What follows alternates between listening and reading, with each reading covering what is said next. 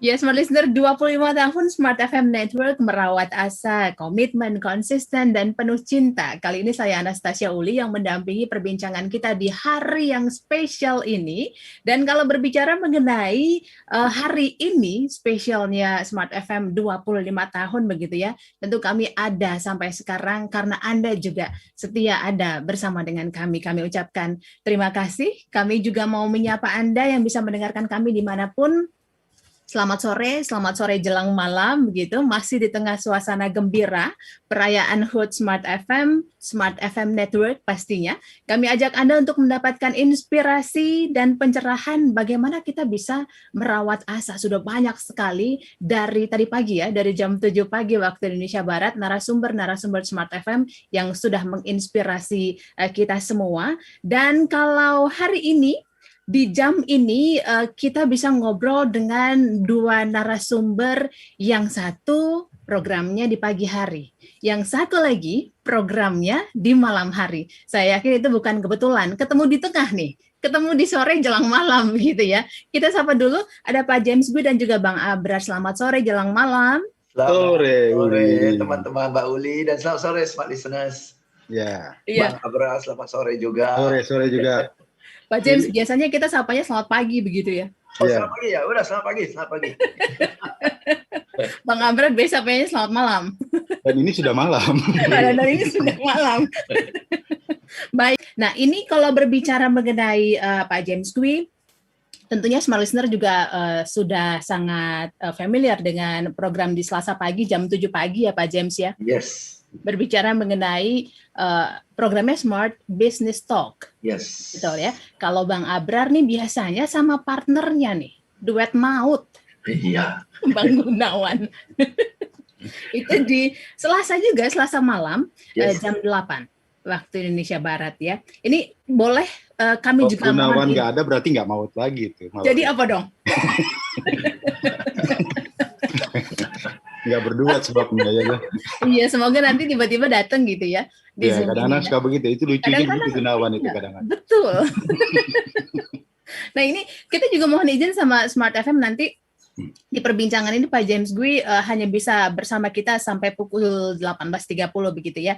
Yes. Karena ada event lain yang menanti. Ini langsung aja kalau begitu Pak James, kalau berbicara mengenai kondisi sekarang, lalu juga dengan dikaitkan dengan dunia marketing sekarang begitu ya, banyak sekali teman-teman yang memang profesinya sebagai marketer yang bilang, aduh, ini kayaknya the end of my journey di dunia marketing begitu ya, karena siapa lagi yang mau ngebeli produk ini misalnya begitu kan. Mereka kayaknya kalau boleh saya tarik kesimpulan kayaknya sudah sampai pada aduh kayaknya udah hopeless gitu untuk mereka bisa meneruskan perjalanan mereka sebagai seorang marketing gitu.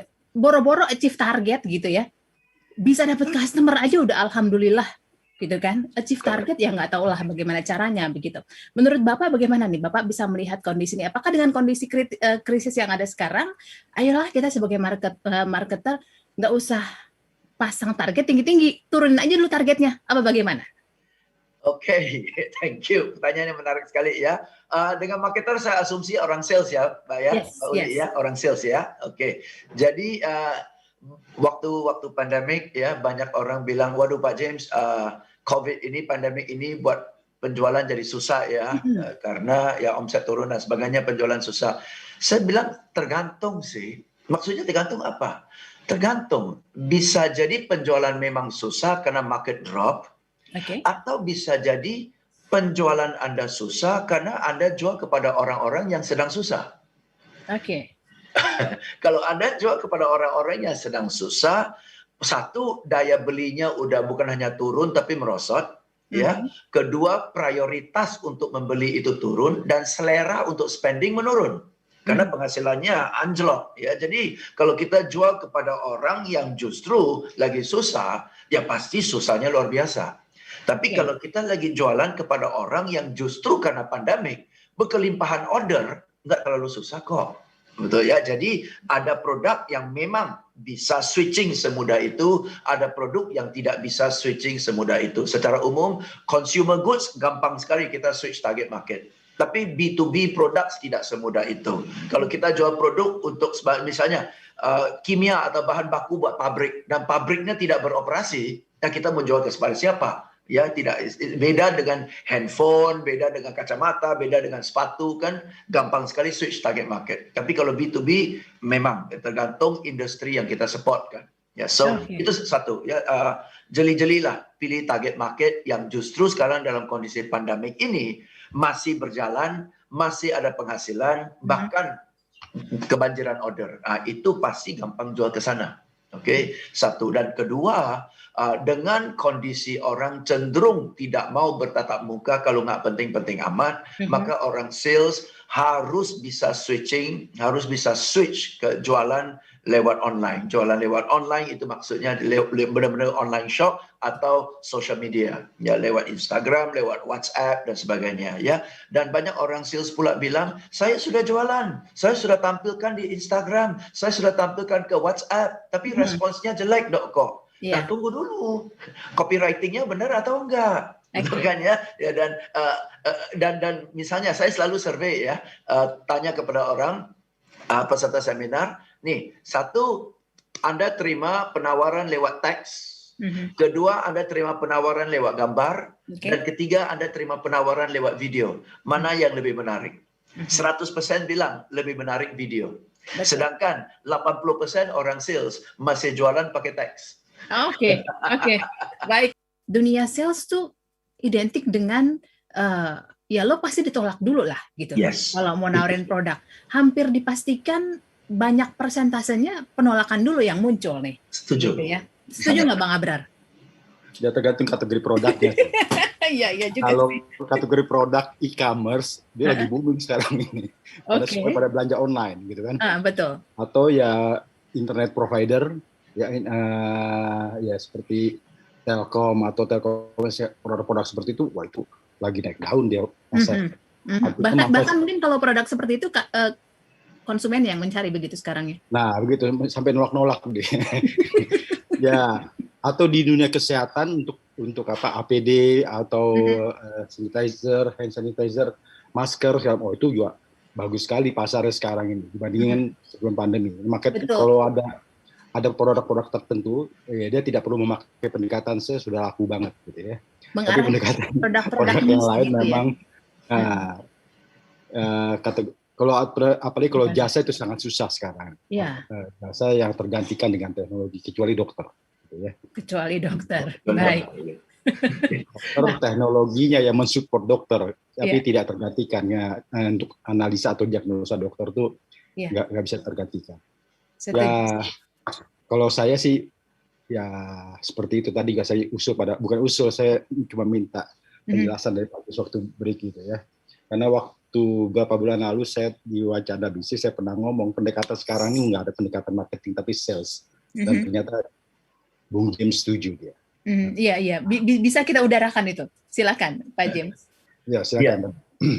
Yes. Ya, karena ya sekarang kalau marketing terlalu gimmick itu ya mungkin kalau kita pasang billboard dengan quote gambar yang lucu-lucu kayak gitu kan nggak terlalu masuk ya. Jadi lebih masuk ke lapangan, jurus lapangan ya targeting and attacking lah gitu ya. Tapi walaupun demikian like you said ya Mbak Uli ya, namanya di dunia sales itu identik dengan penolakan ya, dan penolakan itu bukan selalu negatif sih. Ya, cuma orang sales kan kalau kita siapapun lah kalau ditolak kan nggak happy, maunya langsung nak keluarin produk langsung orang mangguk tanda tangan transfer duit, maunya kan begitu. Tapi dunia nyata nggak demikian kan ya. Pasti ada penolakan karena orang belum sure, ya. Calon pembeli belum pasti. Calon pembeli ada kekhawatiran. Jangan-jangan kalau saya beli ini, saya bawa pulang ternyata ada model yang lebih bagus. Jangan-jangan saya beli ini ternyata di toko sana bisa dapat lebih murah. Jangan-jangan saya beli ini ditertawain teman. Model ini udah ketinggalan, betul ya. Jadi yang buat orang mundur belum bisa memastikan adalah karena dia belum yakin. Ya, jadi tugas orang sales adalah ya buktikan supaya customer bisa yakin. Satulah ya. Kedua tadi Bang Abra udah benar nih ya. Bisnis atau produk-produk di mana customer yang mengejar itu kan nggak ada penolakan. Oke, jadi pertanyaannya adalah bagaimana kalau produk yang kita tawarkan bukan produk yang bersifat dikejar oleh pelanggan, tetapi kita bisa memposisikan sedemikian supaya memang dikejar pelanggan. Misalnya nih, ya, banyak orang sales cari customer dengan harapan menawarkan produk ini kepada customer dengan harapan customer beli. Ya, jadi orang sales ini anggap customer adalah solusi. Karena saya belum capai target nih. Kalau Anda beli, ya Anda jadi solusinya saya kan. Saya capai target, saya dapat komisi. Jadi customer lihat, orang sales lihat customer sebagai solusinya. Sedangkan tadi, saya perlu masker. Yang menjual masker lah solusi saya. Betul kan? Saya perlu aman. Yang punya APD lah yang jadi mengamankan saya. You see, so I have a problem, you become my solution. Nah, jadi bagaimana orang sales sadarkan kepada pelanggan bahwa you have a problem and my product is the solution. Nah, kalau orang sales itu bisa memposisikan begini, dia dibutuhkan oleh pelanggan. Kalau dalam sales sekarang ini ada pendekatan-pendekatan baru nggak di tengah pandemi ini? Kalau zaman sales sekarang pendekatan baru ya lebih banyak pendekatannya adalah melalui digital, bro. Ya, melalui digital ya karena ya cari bank nama dari digital, funneling ya dari Facebook, dari Instagram, dari sosmed, oke. Terus orang respon, dari respon ini kita follow up pakai digital, pakai WhatsApp, ya kan? Karena you and I know kalau nomornya nggak terdaftar, dia telepon kita nggak angkat kok. Ya, jadi harus di follow up dengan WhatsApp dulu, memperkenalkan diri dulu, buat janji by phone. Dari phone itu baru kita pendekatannya lebih lanjut kan. Jadi ada tahap-tahap seperti itu dan banyak orang sales justru belum terlalu menguasai setiap tahap itu. Iya. Yang barusan Pak James sampaikan itu udah masif sekali terjadi tuh. Jadi penawaran dilakukan dulu lewat WhatsApp, setelah itu baru ditelepon begitu. Iya, harus demikian. Iya. Harus demikian. Ya, dan itu banyak anak muda Pak James. Justru kehabisan bank nama kan, karena dia nggak bisa terjun ke lapangan, nggak bisa door to door. Nah, begitu orang sales yang sudah biasa door to door, tidak bisa door to door, udah deh, tiba-tiba blank, kehabisan bank nama. Artinya untuk seorang salesman sekarang ini harus kuat juga dalam kecakapan teknologi gitu ya, Pak James ya.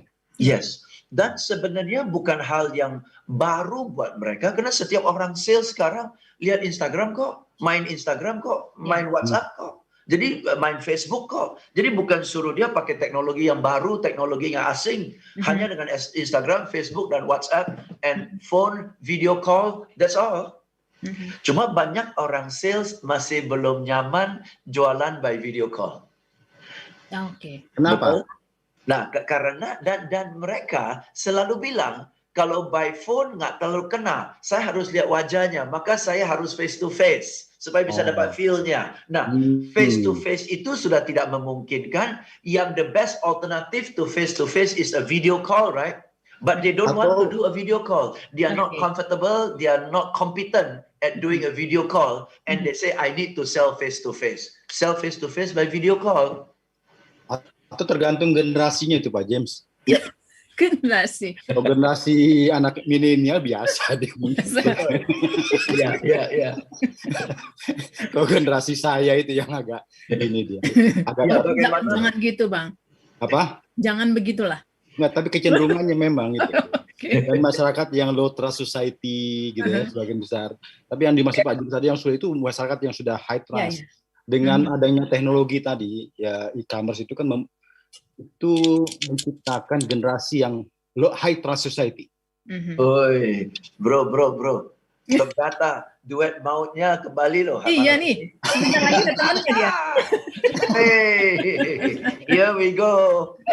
Nah ini kan Pak James cuma sedikit nih waktu bersama kita. Nah, kalau ngomongin soal merawat asa nih Pak James ya, jadi teringat dengan pertandingan-pertandingan yang memang membutuhkan banget yang namanya asa kan. Asa itu kalau dalam kita bertanding nggak ada, ya udah nggak usah bertanding kan begitu ya. Bagaimana caranya? Misalnya sepak bola di injury time masih bisa cetak gol tuh, yang tandingnya 1-0 jadi 1-1 tuh, begitu kan ya. Itu bagaimana kita bisa belajar itu dan mengaplikasikannya dalam dunia sales sekarang yang kondisinya memang sangat-sangat membutuhkan kita betul-betul merawat asa. Sebenarnya di dunia olahraga gampang sekali. Dunia olahraga gampang sekali. Sepak bola, sana cetak 1, apapun yang kita lakukan, yang penting kita cetak 1 gol lebih banyak daripada lawan. Betul. Basket juga begitu. Berapapun 80 skornya, yang penting kita skor 1 poin lebih dari dia. It's so simple. Oke, ya. Dan semua, ya, dia lari cepat, kita lari setengah detik lebih cepat. Whatever, it is always just a little better. You don't have to be the best, but just a little better. Right? Ya. Nah, itu aja sih selling. Selling itu adalah just a little better. Just a little better every day. Ya kan, just a little better than yesterday, just a little better than the customer, just a little better than the competitor, just a little better, that's all. Dan kalau kita implementasikan itu sebagai filosofi hidup, kayaknya nggak susah-susah amat kok. Baik, just a little better, but every day gitu ya. Iya. Jangan a little betternya hari ini doang gitu kan. Ya, every day lah, kumulatif lah. Pak James ini mengatakannya better, bukan the best. Yes. Better, ya, better ya. Karena kalau the best sudah selesai itu. Sudah selesai, udah malas. Udah apa lagi ya? Cari bidang yang lain ya, bro ya. Iya. Baik, ini Pak James Gu, terima kasih banget sudah meluangkan waktu. Terima kasih. Selamat beraktivitas kembali di event berikutnya ya. Thank you. Nanti kita lanjutkan perbincangan di sore hari ini, masih ada sekitar 25 menit nih, Smart Listener, untuk Anda yang mau bergabung melalui kuisku di jam ini, silakan langsung saja sampaikan pertanyaannya, jawabannya maksudnya. Pertanyaannya adalah sebutkan minuman khas dari Jakarta, itu merupakan campuran aneka rempah. Pasti langsung tahu jawabannya. Kirim ke 0812 11 12 959. Bang Abrar atau Bang Gunawan boleh nih yang mau menjawab duluan yang mana gitu. Jadi kita sambung dengan yang tadi sudah kita perbincangan dengan Pak James ya. Banyak orang mencoba untuk menggambarkan kondisi dunia dengan COVID-19 ini. Ada yang bilang ya ini kita kayak pertandingan gitu.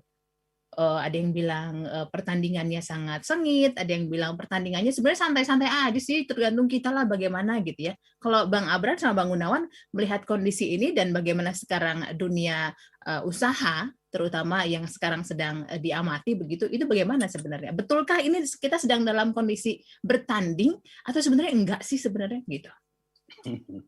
Gimana? Ya, aku Gun. Ya, silakan Pak. Minta izin dulu sama Susu. Tumben minta izin nih. Karena nggak kelihatan dia kan. Iya. Hati-hati di belakangnya tuh, Bang. Nah, ya kalau pertandingan bisa iya bisa tidak. Artinya ketika dalam berbisnis itu kan seperti ada orang mengatakan seperti kita berenang. Mesti jangan cuma tahu teori renang tapi nggak pernah nyebur gitu ya. Nah dia harus nyebur walaupun agak apa belajar berenang itu, tapi ketika lancar udah nggak ada masalah. Nah kalau dalam konteks itu kalau berenang ya artinya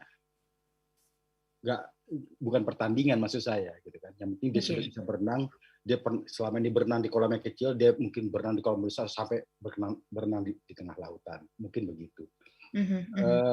Ya tergantung analognya. Kalau misalnya olahraga juga ya kalau dia tidak ya seperti renang atau pertandingan olahraga lain, kalau dia tidak punya skill yang baik di bidang itu, dia juga akan kalah pasti kalau bisa pertandingan. Dia punya skill dulu, dia punya kemampuan di bidang itu. Nah dia tinggal memainkan itu pertandingan. Kalau bisa dipertandingkan, ya banyak sekali sih ilustrasinya, Uli. Yeah. Misalnya mau dikaitkan dengan Shaolin juga bisa. Artinya ya itu ketika pandemi begini kita berdarah-darah lah karena menghadapi musuh yang lebih besar. Yeah. Nah untuk itu kita harus memperkuat otot-otot kembali untuk menghadapi musuh yang lebih besar. Misalnya gitu kita latihan lagi, perlu latihan untuk memperkuat otot-otot. Ya, sehingga dibutuhkan kesabaran gitu ya. Bukan menyerah. Memang kita harus sekarang ini ternyata saya kalah menghadapi pandemi. Iya, sudah memang dunia usaha memang begitu kondisinya, memang seperti kita sedang bertanding, ditambah lagi dengan kondisi yang sekarang ya begitulah, artinya ada perubahan bisnis landscape satu hal ya, kan dua-duanya ini faktor eksternal di luar kendali dia, gitu kan, kecuali kalau dalam kendali kita sebagai pengusaha atau pelaku bisnis, nah itu bisa kita hadapin, tapi kalau faktor eksternal itu agak sulit. Gitu. Nah itulah jadi musuh dia kalau misalnya dikaitkan dengan pertandingan atau itu. musuh eksternal, dan ya ternyata musuhnya lebih berat daripada kita. Nah, apa yang harus dilakukan? Ya kita memperkuat otot-otot untuk menghadapi musuh yang lebih berat tadi itu. Berpikir positif seperti itu. Mungkin Ganawan bisa nambahin, Gun. Oke, siap. Nah, ini mendukung pernyataan abangku mengenai ASA, Mbak Uli ya, dan smart listener seluruh Indonesia. Jadi kalau dimulai dengan ASA itu apa sih sebenarnya? Kan kalau dilihat ini maknanya ASA adalah harapan, semangat, gitu. Ya, sudah putus asa menghadapi harus maju terus. Nah, kalau dalam dunia wacana bisnis, jadi dalam dunia bisnis dan dalam dunia wacana bisnis, dua-duanya sama. Jadi ternyata kita tuh bisnis tuh memang ya bisa up and down. Tapi saya nggak mengatakan ini up atau down, nggak. Justru dunia ini oleh yang empunya, yang jauh di atas sana, ya itu kita dinyatakan, ayo kita kembali ke nol, kita kembali ke fitrah. Jadi semua orang itu sudah diharapkan kembali ke titik nolnya dan start dari awal bersama-sama lagi. Jadi dalam dunia bisnis dan dalam dunia wacana bisnis, kata abangku selalu mengatakan, Bang Abra kan, kalau nggak ada hubungannya dengan hidup dan mati, ya sudahlah, dianggapnya lucu-lucuan aja gitu Bang ya. Jadi dalam dunia wacana inilah saat yang paling bagus bahwa ternyata dalam suasana seperti ini kita harus melihat apa yang kita mesti refleksikan. Saya ingin mengatakan dari dunia teknologi lah katakanlah, mungkin atau tadi di dunia olahraga. Ternyata di saat ini CIO pun atau Chief Information Officer atau kepala komputer itu nggak bisa mengkomputerisasi dunia. Tidak bisa mendigitalisasi dunia. Tapi dengan adanya pandemi, dengan adanya suasana COVID ini, semua harus digital. Jadi kita pun siaran seperti ini dengan Uli nggak usah ketemu, tapi bisa ketawa ketiwi gitu ya. Iya. Itu satu. Dan itu kelihatannya akan berterusan, Gun ya. Yes. Pakai Zoom ini. Jadi kita nggak perlu datang studio lagi gitu ya. Betul. Ini akan jadi kebiasaan yang memang kita harus lakukan. Jadi kalau saya ingin mengatakan bukan 100% Zoom atau virtual, tetapi hibrid. Jadi kita ternyata di dunia bisnis atau di dunia wacana bisnis, kita harus siap bahwa kita harus keluar dari zona nyaman, kemudian jadilah hibrid. Hibrid itu bisa on, bisa off, offline. Bun, mesti dijelaskan apa bedanya di dunia bisnis dengan dunia wacana bisnis itu bedanya apa? Jadi kalau di dunia bisnis itu orang ketemu yang begini pasti kolaps. Terus terang teman-teman saya yang dulunya jaya luar biasa, ya. Dan merasa dulunya adalah super power gitu loh. Bahkan mengatakan bahwa ini generasi saya kekayaannya atau bisnisnya dimakan 7 turunan tidak habis. Hari ini kolaps. Nah, kalau di dunia wacana bisnis, itu kolapsnya sudah berapa keturunan, Gun? Kolapsnya udah berapa keturunan? Itu baru 1, 2, 3 kolaps sudah. Belum dunia ke-7 kan? Gitu. Nah, kalau di dunia wacana bisnis nggak ada yang kolaps. Yang ada adalah balik lagi. Ternyata kita kadang-kadang perlu hadapi dengan serius, kadang-kadang kita hadapi dengan canda, tetapi tetap kita fokus. Di wacana bisnis itu. Iya, fokus di wacana bisnis. Kalau dunia wacana bisnis itu maksud Gunawan tuh kayak film kartun. Udah jatuh atau ketindihan apa gitu kan, bangun lagi terus tinggal palanya ada bintang-bintang. Bisa lari-lari gitu. Jadi mengenai asa ini harus bertahan terus memang, tapi kita pasti. Dan tadi Pak Jem mengatakan 1 hari lebih baik. Itu memang betul. Siapapun kita itu harus hari ini lebih baik dari hari kemarin. Tetapi dipertahankan. Nah, dalam dunia apapun, olahraga, dunia bisnis, dunia apapun, itu harus begitu. Jadi kadang-kadang kita dipaksa untuk sit back and relax. Udah, Gun. Itu baru satu pertanyaan lo tadi, Gun Uli. Itu masih ada beberapa pertanyaan. Silakan. Jawabnya panjang banget. Bang Abra udah punya contekan kayaknya nih. Masih cuma satu pertanyaan sengaja. Pertanyaan gitu ya. Dia mau nanya lagi itu, Gun. Iya, silakan. Tapi memang ngomong-ngomong nih ya Bang Abra sama Bang Gun. Kan banyak banget teman-teman yang pengusaha gitu kan, bahkan punya bisnis juga. Yang paling kena dampaknya dengan si COVID ini, bisnis yang seperti apa? Good, banyak sekali, itu banyak sekali. Teman-temannya banyak itu. Yang ketemu face to face saja, itu pasti kena dampak. Nggak, kalau tadi waktu dengan Pak James saya bilang yang tidak kena, gitu kan? Oh, Ya. Ya seperti ya di bidang kesehatan tadi berkaitan dengan APD, masker, hand sanitizer segala macam itunya. Ya, itu malah melonjak Bang ya? Nah, terus e-commerce yang berbasis teknologi informasi, gitu, termasuk internet provider ya kan Gun? Nah, Ya. gitu. Ya terus subur. Nggak banyak sih yang mereka diuntungkan dan bagus sih masa pandemi ini. Tapi sebagian besar memang berat. Mau perusahaan besar sampai perusahaan kecil. Gitu. Oke. Baik. Nah, ini kalau kita mendengarkan wacana bisnis, Smart Listener memang berbicara mengenai bisnis tapi dengan cara yang spesial gitu ya. Ada ketawa-tawanya ya seperti sekarang ini supaya nggak stres banget gitu ya. Bagaimana caranya membicarakan sesuatu yang ke depan tapi ya udah nggak usah pakai mengerut gitu dahinya ya. Kurang lebih seperti itu. Tapi Bang Habra atau Bang Gunawan gitu pernah bilang kalau misalnya mau jadi pelaku bisnis tapi nggak siap gagal, nah itu nggak bisa tuh. Nah nanti kita tanya ya, kita bahas setelah yang satu ini. Kami akan Smart Listener dalam perbincangan di hari spesial ini di sesi terakhir. Masih bersama kita Bang Abra dan juga Bang Gun dari program Wacana Bisnis. Wacana Bisnis ini bisa Anda dengarkan di tiap Selasa malam jam 8 waktu Indonesia Barat. Bagaimana kita berbicara mengenai bisnis tapi dengan cara yang santai begitu ya. Nah tadi saya break dengan pertanyaan itu tuh, Bang Abral sama Bang Gun. Jangan jadi pengusaha atau jangan mau berbisnis kalau memang nggak siap untuk kata-kata gagal gitu. Jadi kalau mereka yang belum ready buat gagal, benar-benar nggak boleh bikin usaha nih. Apa gimana? Mungkin redaksinya bukan siap gagal. Ya. Apa tuh? Siap mengatasi berbagai kendala atau masalah. Nah, asik. Kalau nggak siap seperti itu jangan berbisnis memang karena pasti ada kendala-kendala. Iya. Ya seperti berapa kali kita singgung dalam dunia entrepreneurial itu kan ada 3 kriteria ya atau syarat yang harus dipenuhi. Pertama dia mesti punya dream, kedua butuh keberanian, ketiga butuh kebebasan.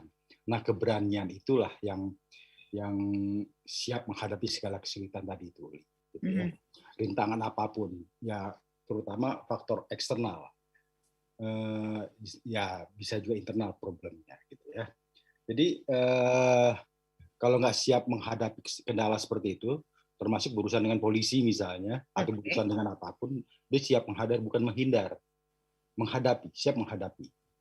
Jadi bukan siap gagal. Kalau misalnya bisnis tuh malah jangan berpikir gagal, nah, berpikirnya mesti berhasil.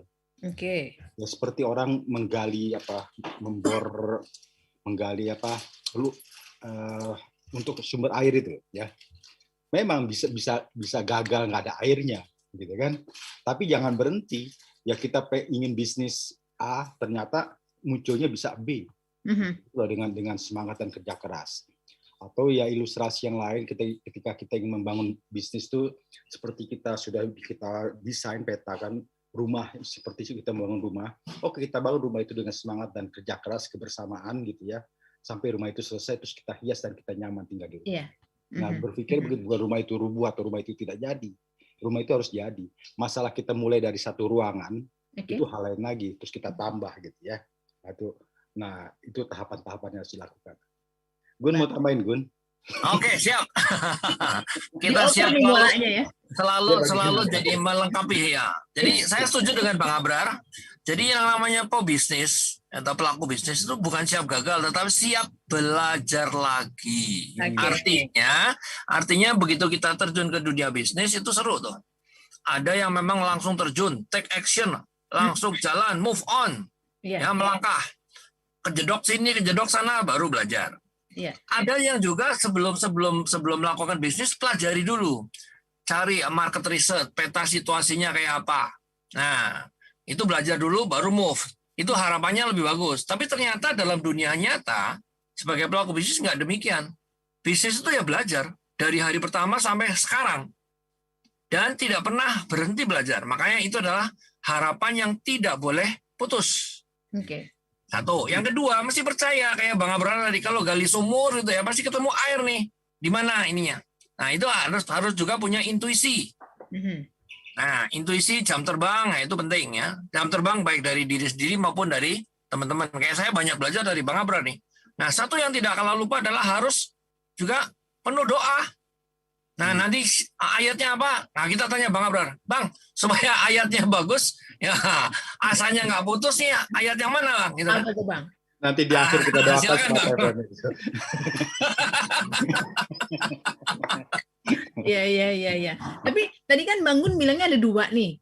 Yes. Belajar sambil berbisnis. Jadi belajarnya dia dalam berbisnis. Ada yang kedua, belajar dulu nih.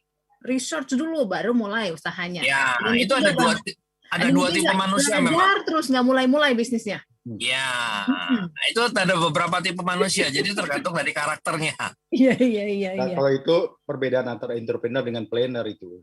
Oh iya, betul. Kalau planner dia melakukan riset dulu, feasibility studies gitu ya. Dia nggak berani mulai kalau bahannya belum didapat, bagaimana pasarnya, bagaimana produknya segala macam itu dia clearkan dulu baru dia memulai bisnis. Tapi nama entrepreneur itu nomor 2. Yang penting hajar dulu. Nah, Oke. Siap. Jadi dua-duanya tidak salah. Dua-duanya nggak salah ya. Cuma ya tipenya berbeda, yang satu planner, satu entrepreneur. Tapi Bang Gun kalau Gunawan tuh tipe yang planner, saya entrepreneur, bedanya sih. Oh, ujungnya itu ternyata ya. makanya butuh yang saling melengkapi itu, Mbak Uli. Iya. Setuju. Tapi Bang Gun sama Bang Abrar ya tipe yang mana nih? Kalau saya melihatnya, saya mohon maaf kalau salah. Tidak semua orang bisa jadi pebisnis atau pengusaha. Setuju. Betul. Setuju. Iya. Betul. Uli juga belum tentu bisa jadi pengusaha. Iya. Pengen sih ada. Pengen kan? Saya belum tentu bisa gitu. Jadi banyak kawan-kawan yang saya nih yang menjadi seorang profesional, ya artinya tadi yang seperti saya katakan di awal, memang dream-nya bukan ke sana, bukan sebagai pengusaha, ya ngapain dia realisasikan gitu kan. Maka tidak ada yang salah. Dia bagus di karir dia sebagai seorang profesional. Itu bagus sesuai dengan dream dia. Dan begitu juga orang yang ingin mencoba merealisasikan mimpi dia lewat jalur entrepreneur juga bagus saja. Tidak ada salah. Bukan ini lebih bagus, ini tidak. Buat saya itu masing-masing orang dreamnya tidak sama. Sejauh mana dia merealisasikan dream dia, itu yang penting. Yeah. Karena setuju Bang. Keberhasilan di situ. Setuju Bang. Karena kan nggak jarang kita ngeliat teman kita sukses bisnisnya, saya juga bisa itu jadi bisnis itu. Diikutin gitu ya, nggak taunya nggak bisa gitu kan? Belum tentu, nggak bisa. Nah makanya pertanyaan yang paling mendasar sebetulnya kalau saya adalah ketika dia mau berbisnis, nah dia ingin merealisasikan dream apa? Kalau nggak ada dream dia untuk merealisasikan bisnis, buat apa dia masuk ke dunia bisnis, gitu kan? Risikonya sangat besar. Apalagi kalau dia sudah nyaman di sebuah perusahaan, ya udah teruskan aja, gitu kan? Nah makanya kalau dia tidak punya dream, dia tidak butuh kebebasan dan tidak punya keberanian, ya udah jadi karyawan baik-baik saja. Saya suka ngomong gitu kan, jangan berpikir macam-macam karena itu berisiko dan besar. Ketika dia memulai itu banyak sekali pengorbanan yang harus dia korbankan, tidak hanya finansial tapi sosial dan psikologis gitu. Tapi demi merealisasikan dream, dia mau melakukan itu. Setuju Bang. Ya. Tapi sekarang dengan adanya COVID tuh nggak ada yang dream lagi Bang. Semua diajar. Ini nggak tahu Mbak Uli sekarang punya sampingan apa nih? Ada bisnis kuliner atau frozen food gitu atau apa gitu? Nah, jadi ternyata pandemi atau COVID ini nggak ada orang mikir dream. Ini semua orang semua jualan. Iya Bang. Kalau COVID ini makanya tadi saya juga diskusi dengan Bung James. Pendekatannya pun sudah salesmanship, bukan marketing lagi. Gitu ya. Jadi pendekatan marketing pun tidak cocok untuk menghadapi masa pandemi ini. Jadi banyak sekali perubahan-perubahan. Bahkan ilmu marketing pun, ilmu komunikasi, jangan-jangan sudah old fashion semuanya. Cara baru Bang. Ada cara baru Bang. Ya artinya ini opportunity untuk menciptakan teori-teori baru. Gitu. Itu menarik ya, itu generasi di bawah kita lah mereka yang akan menciptakan teori-teori baru pasca pandemi ini. Bang Abrar, Bang Gun, ini waktu semakin tipis nih. Kira-kira catatan apa yang sudah lagi? Masih banyak, cuma waktunya kan udah habis nih, ya tinggal sedikit. Nanti dilanjut wacana bisnis aja ya. Jawabannya pun kita bisa pendek-pendek ya atau tidak. Oh iya, multiple choice ya. Ada catatan untuk smart listener terkait dengan apa yang mau kita bagikan merawat asa, silahkan. Siapa yang lebih dulu? Nah, sekarang Gunawan dulu. Tadi Oke. Jadi kembali ke tadi yang ucapan selamat ulang tahun Mas FM ya, Smart FM ya. Kita tahu persis bahwa 25 tahun itu tuh nggak mudah. Usia yang lagi matang-matangnya, tapi juga lagi menuju kemana gitu. In the crossroad. Jadi yang pertama adalah butuh komitmen. Yang kedua adalah butuh konsistensi untuk mencapai komitmen tadi. Dan yang ketiga adalah tadi benar sekali. Jadi butuh love, butuh kasih, butuh cinta. Jadi kalau tidak ada tiga-tiganya, tidak ada komitmen, tidak ada konsistensi, tidak ada love, selesai itu. Jadi dunia apapun sekarang, saya setuju dengan Bang Abrar, saat ini kita harus keluar dari zona nyaman. Apapun alasannya. Karena pandemi atau katakan COVID justru membuat kita harus bubar dari zona nyaman. Apakah kita siap? Kita harus mencari tadi asa tadi, mempertahankan asa dengan cara komitmen, konsistensi, dan kasih atau cinta. Ya. Sementara gitu, Mbak. Siap. Saya terusin, saya nambahin. Ya. Sekarang gantian saya nambahin. Kalau saya untuk merawat asa itu, kata kunci satu, semangat. Okay. Karena semangat itulah yang memutar roda perekonomian. Maka dalam sejarah peradaban manusia tidak ada yang namanya negara bangkrut, itu tidak ada. Kenapa? Ya, bukannya ditambahin Bang, semangat dan bersyukur Bang. Jangan lupa, karena kan udah ada usia lewat, jadi bersyukur Bang. Itu nanti itu pertanyaan kedua, bersyukur. Ya, semangat dulu ya. Ya tadi tidak ada sebuah negara bangkrut di dunia ini ya peradaban selama rakyatnya masih punya semangat. Kenapa punya semangat?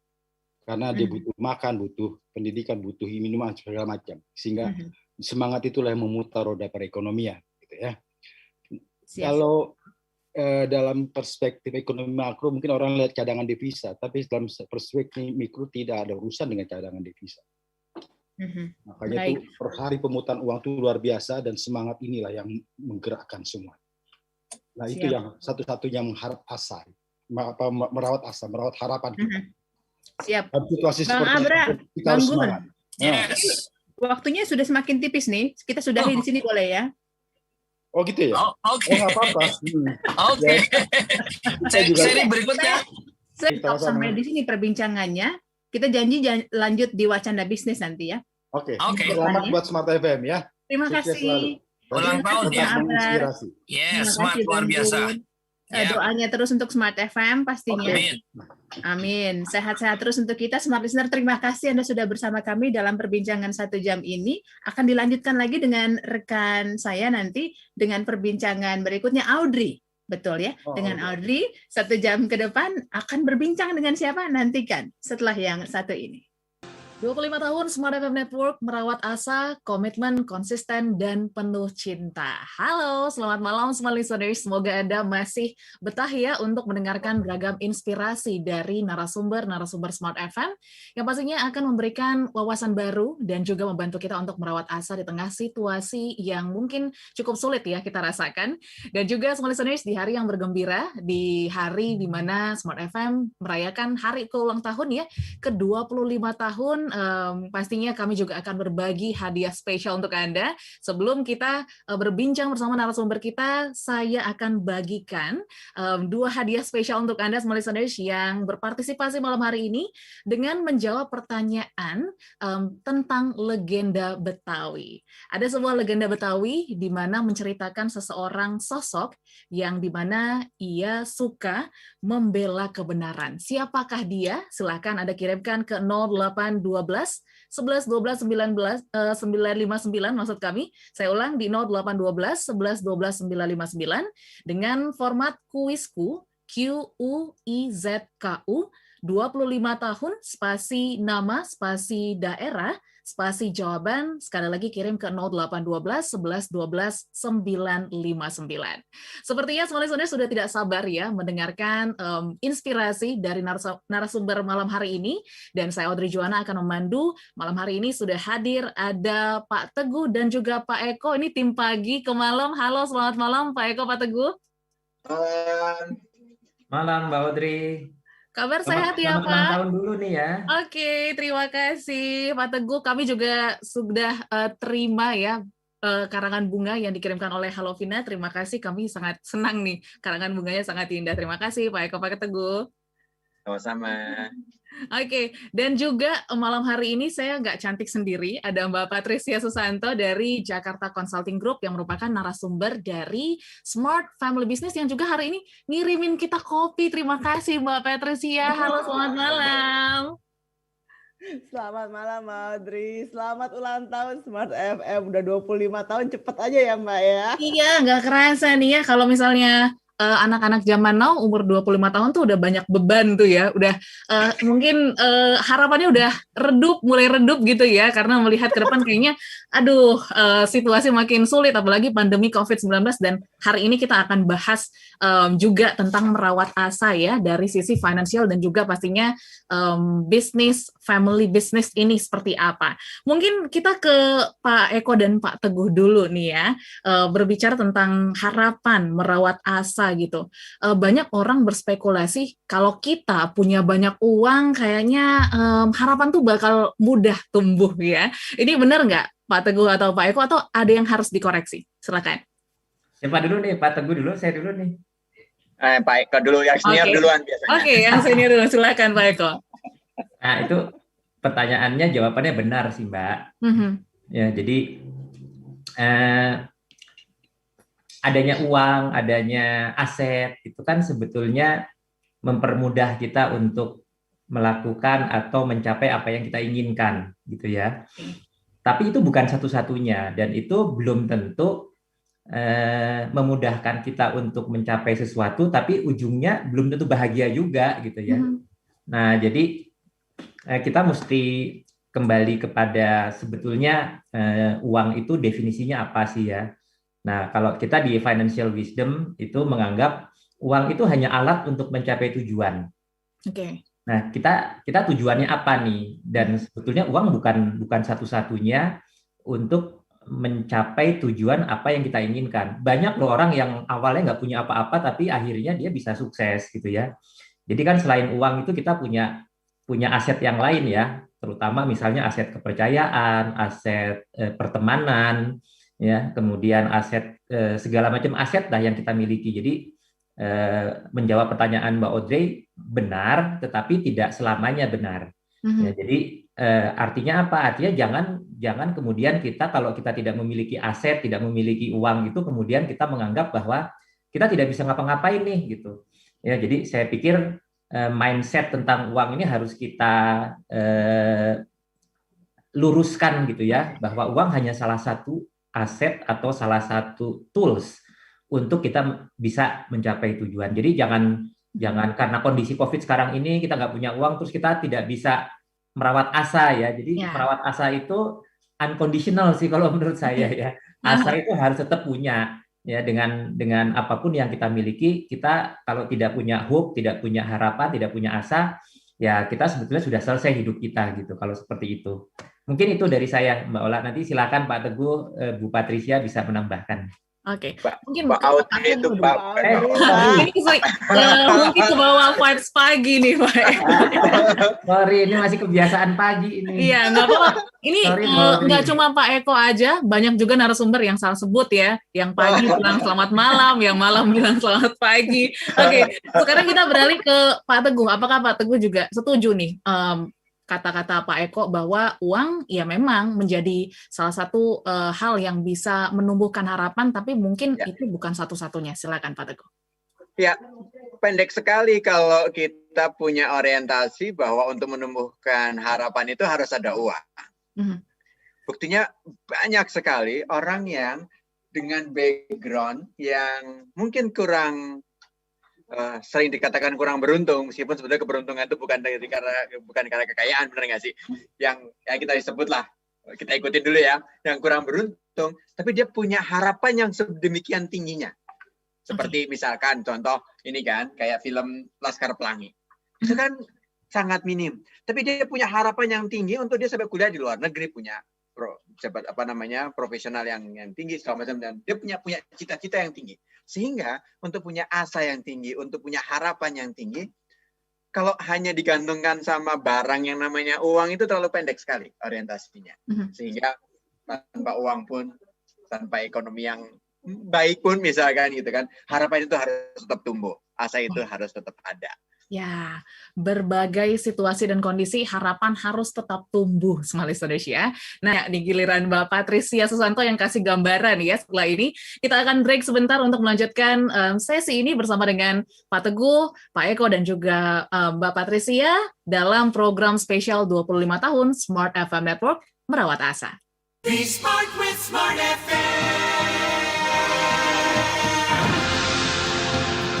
Tetaplah bersama kami dalam program khusus 25 tahun Smart FM Network bersama Merawat Asa. Kami segera kembali untuk Anda. Be smart with Smart FM.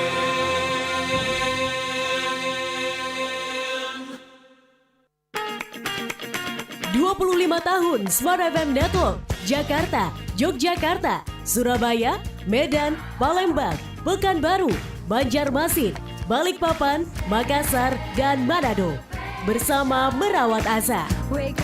Sendiri kita tidak akan mampu, namun bersama, mari kita rawat asa dengan komitmen, semangat, konsistensi, dan cinta yang besar. Dengan semangat, kami ajak Anda berpartisipasi dalam Quiz on Air, 1 hari, 1 pertanyaan. Simak pertanyaan setiap jam, mulai jam 7 pagi, dan diumumkan setiap hari jam 4 sore. Mulai 5 Mei 2021. Cara menjawab, ketik nama, spasi kota, spasi usia, spasi 25 HUT Smart FM Net, kirim ke 0812 11 12 959. Pastikan Anda bergabung 25 tahun Smart FM Network, part of Kompas Gramedia, bersama Merawat Asa.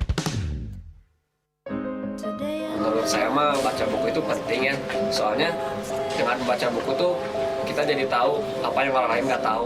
Minat membaca buku harus ditumbuhkan, dijadikan kebiasaan yang menyenangkan. Mari mulai jadikan minat baca buku sebagai lifestyle. Tanpa buku, kita jadi buta informasi dan segala perkembangan yang baru. Tanpa buku, pengetahuan wawasan kita hanya sebatas batang tebu. Dengan membaca buku, kita jadi semakin tahu. Kita bisa jadi pembaharu.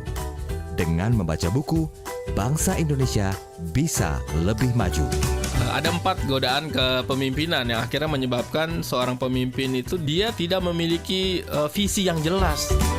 Agar Anda lebih bersemangat membaca buku, pastikan Anda simak Book of the Week di Smart FM Network setiap Jumat jam 2 siang waktu Indonesia Barat atau jam 3 waktu Indonesia Tengah.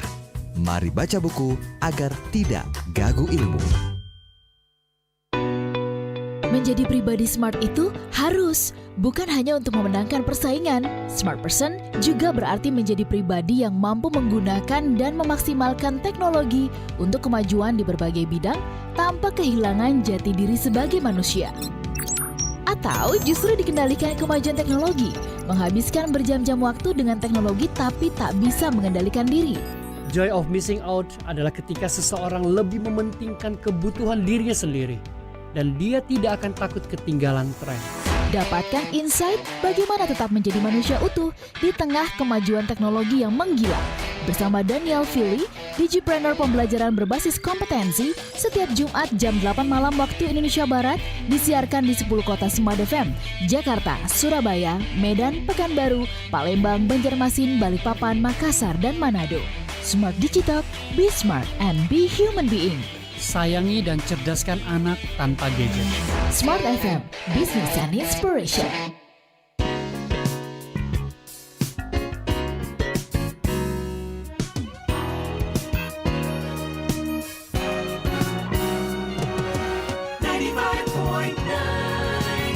Smart FM.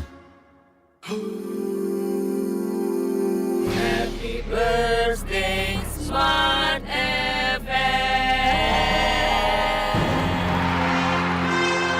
Kembali Anda ikuti program khusus 25 tahun Smart FM Network bersama Merawat Asa. Oke, listeners, kita sambung lagi perbincangan kita dalam program spesial 25 tahun Smart FM Network Merawat Asa. Malam hari ini saya Audrey Juwana sudah ditemani oleh Pak Teguh, Pak Eko, dan juga Mbak Patricia Susanto.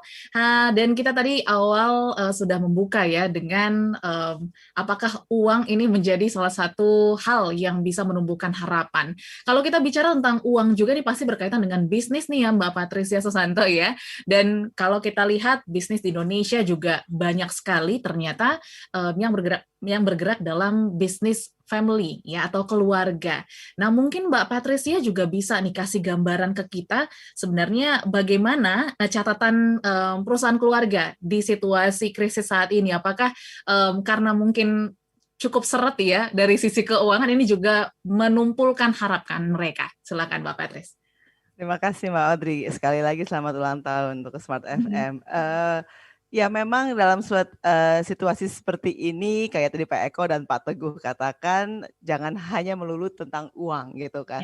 Tetapi yang kita cari setiap hari sebenarnya adalah uang itu juga gitu kan. Nah, kalau di perusahaan keluarga benar Mbak, banyak yang memang sedang gonjang-ganjing atau tiarap dulu karena mereka melihat bisnisnya masih belum bisa berkembang seperti yang diharapkan. Akan tetapi bukan berarti mereka putus asa atau tidak ini. Nah, ini mereka sedang bersiap-siap untuk masuk ke cycle yang berikutnya. Setiap ada ada turunan, pasti ada naikan gitu kan. Nah, ini mereka bersiap-siap untuk ngebut naiknya. Nah, ini yang sebenarnya kita sangat happy kalau kita bertemu dengan teman-teman di perusahaan keluarga. Mereka sangat tetap semangat, tetap melakukan inovasi. Kalau kita bahas pada acara kita, melakukan inovasi dan tetap masih semangat bahwa optimis bahwa pasti masih bisa kok gitu.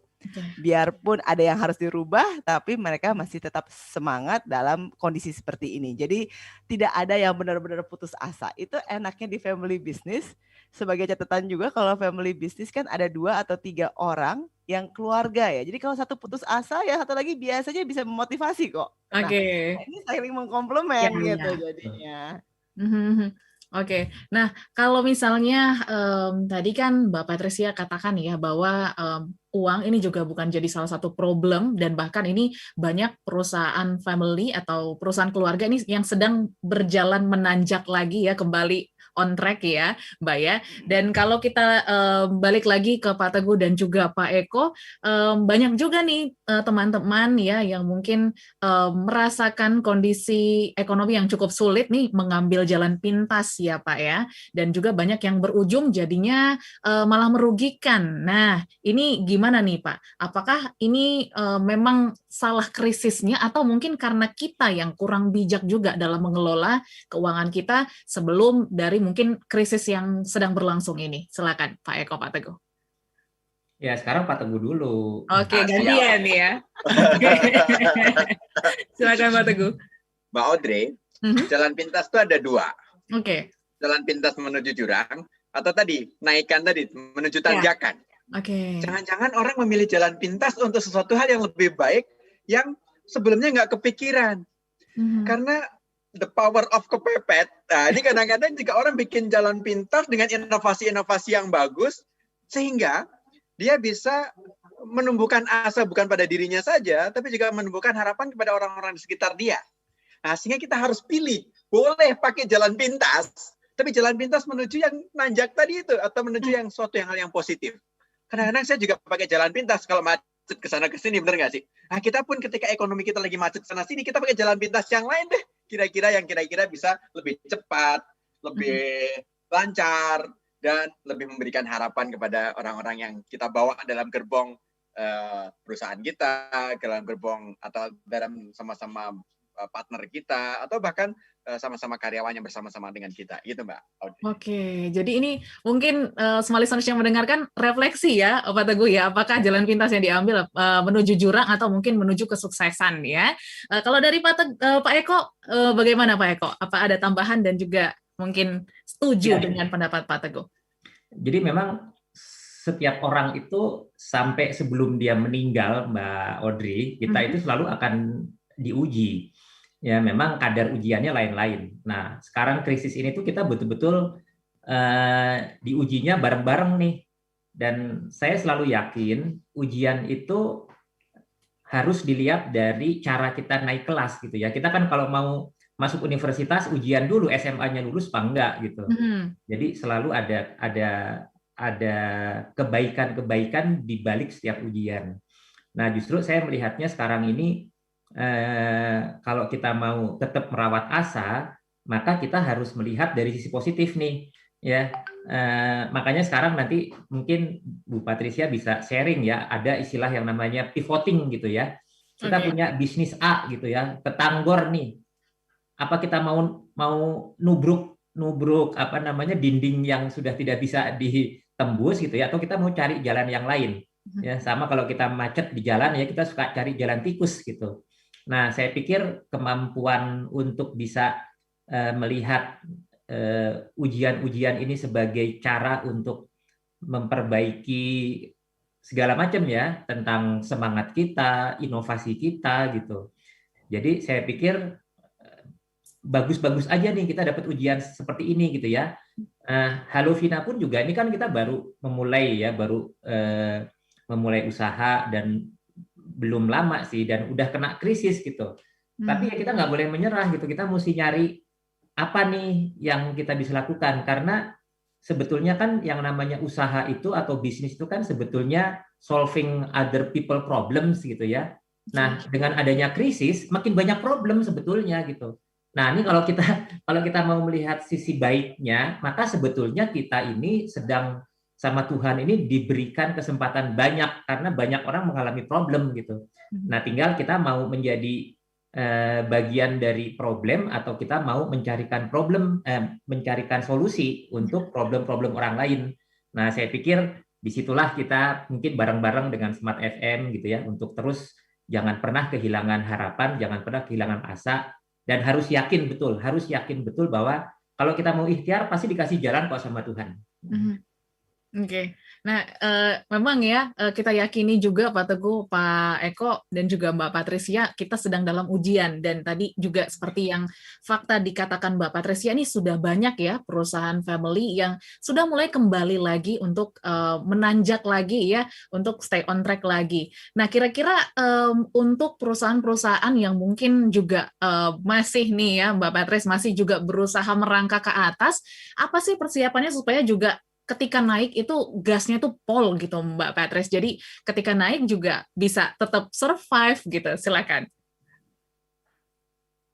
Ini tadi mungkin merangkum Pak Teguh dan Pak Eko ya, udah sangat bijaksana sekali tadi jawabannya gitu. Benar-benar financial wisdom ya. Benar-benar wise banget ini.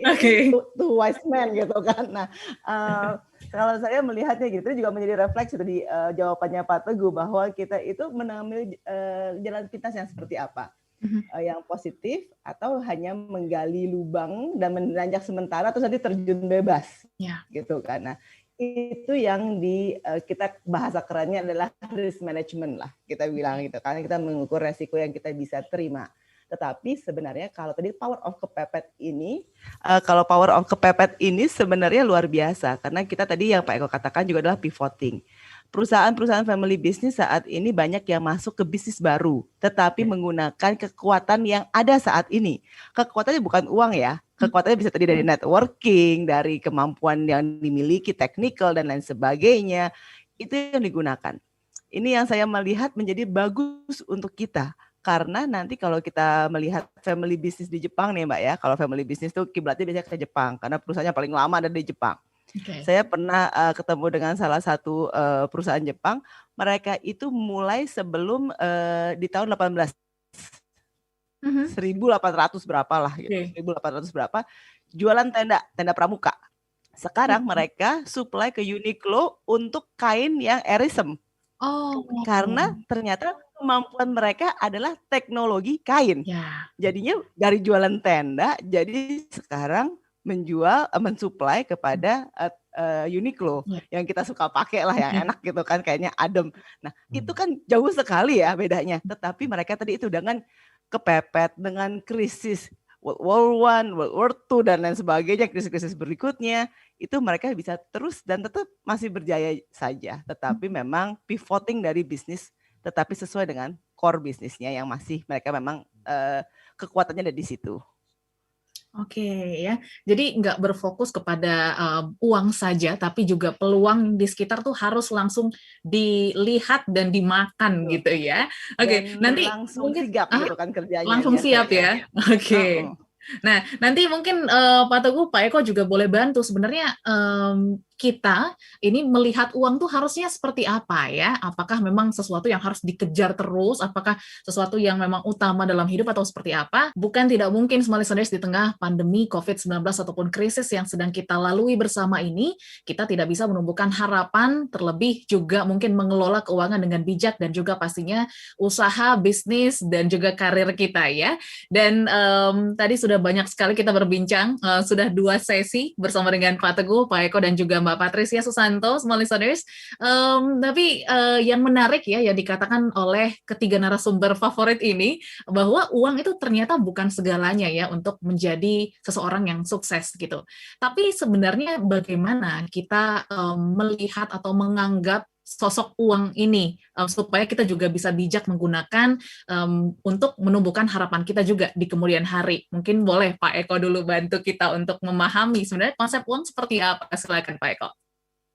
Ya, Mbak Audrey, memang kita di Halovina itu pernah membuat buku e-book ya, namanya 7 Kecerdasan Finansial.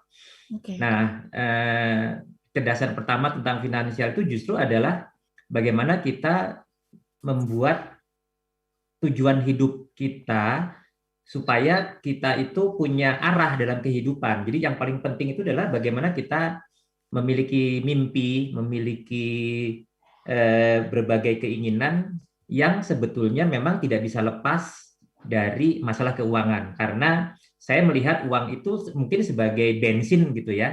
Ya. Tapi bensin itu kan nggak ada artinya kalau kita tidak tahu kita mau pergi kemana gitu, kita mau ngapain gitu ya.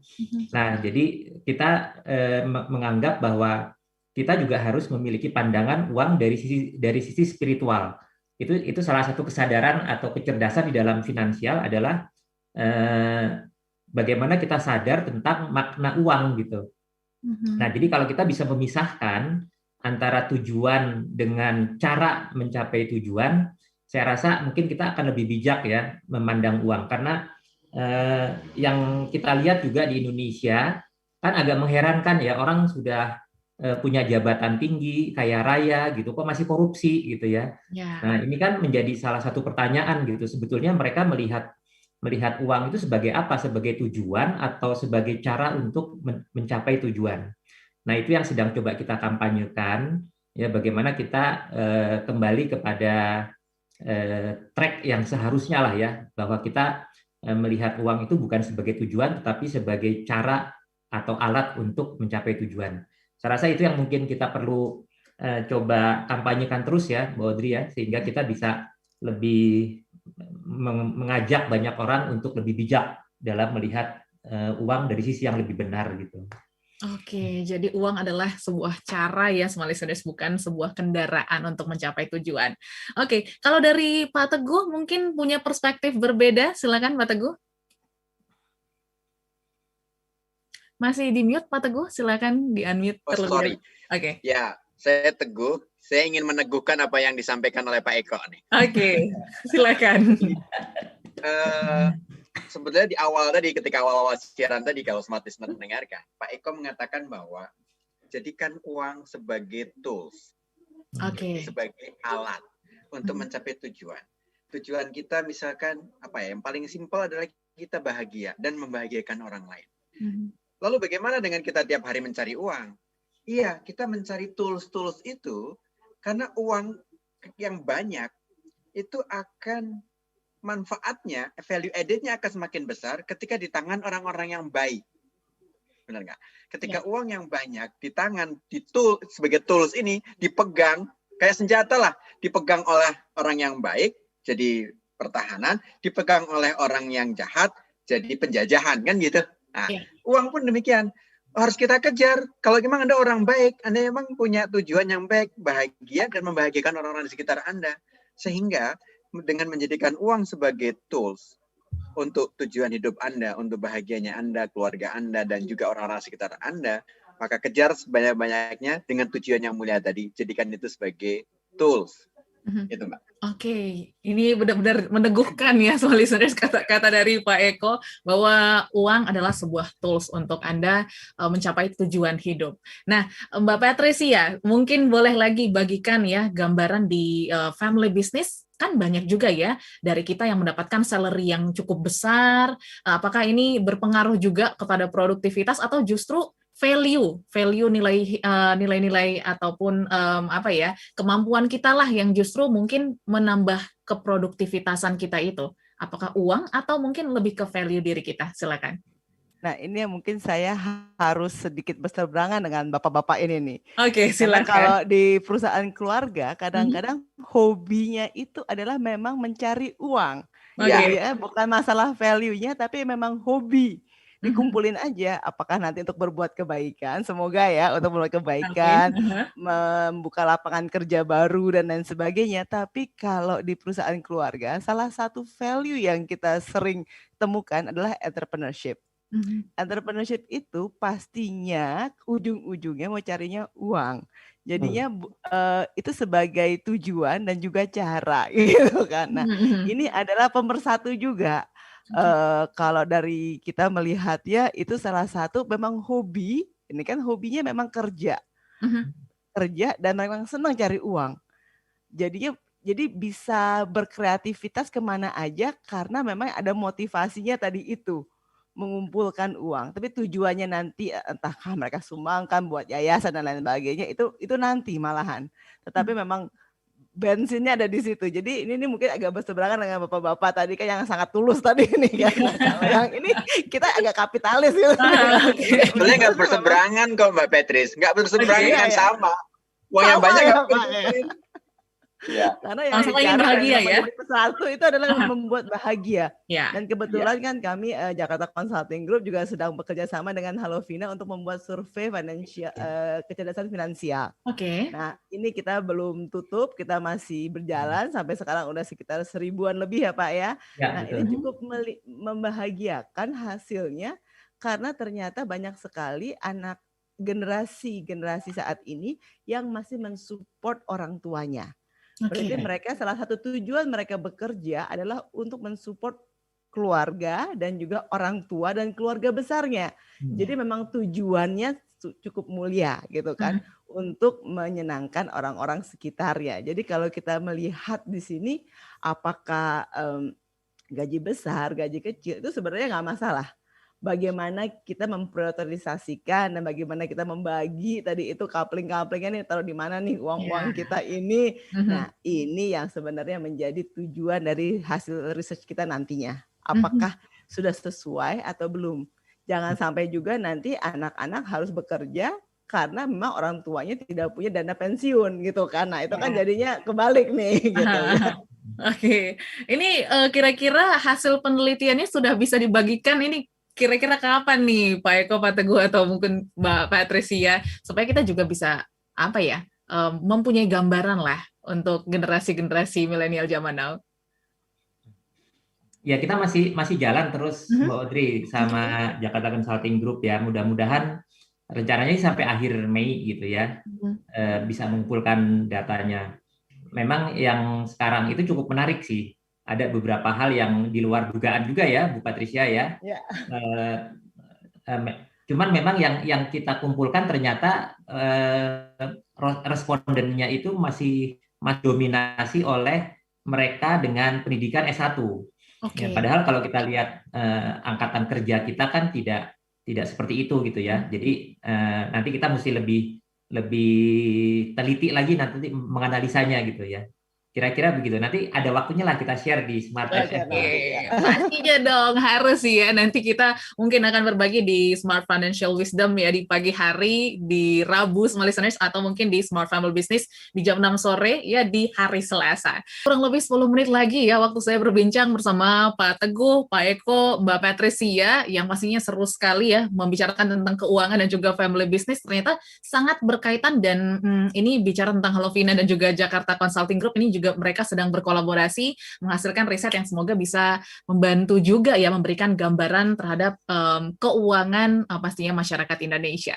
Nah, tadi kita seru banget ya di sesi ketiga, ternyata ada perbedaan perspektif nih ya dari sisi family business dan juga mungkin dari Pak Eko dan juga Pak Teguh dari Smart Financial Wisdom gitu. Mungkin kita mau belajar bijak nih ya Pak Eko, Pak Teguh, mungkin boleh dibantu nih supaya kita juga nggak kapitalis banget ya, tapi juga bisa lah membagi momen harus kapitalis di mana dan juga mungkin harus bijak di mana gitu. Gimana sebenarnya caranya supaya kita bisa bijak untuk mengelola keuangan, terlebih situasi pandemi ini justru mengharuskan kita untuk kayaknya fokus ke uang. Silakan, mungkin Pak Teguh sekarang giliran ya.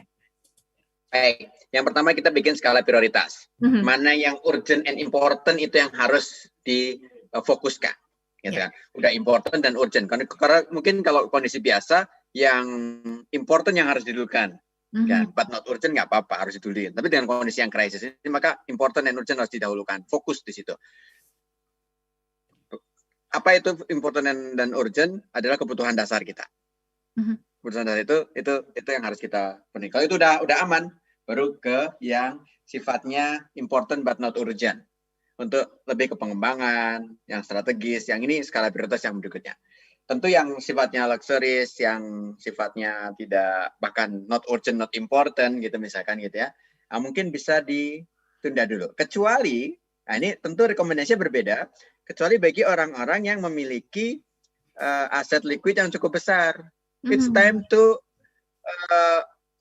consume, because ini bisa membantu negara kita. Gitu kan.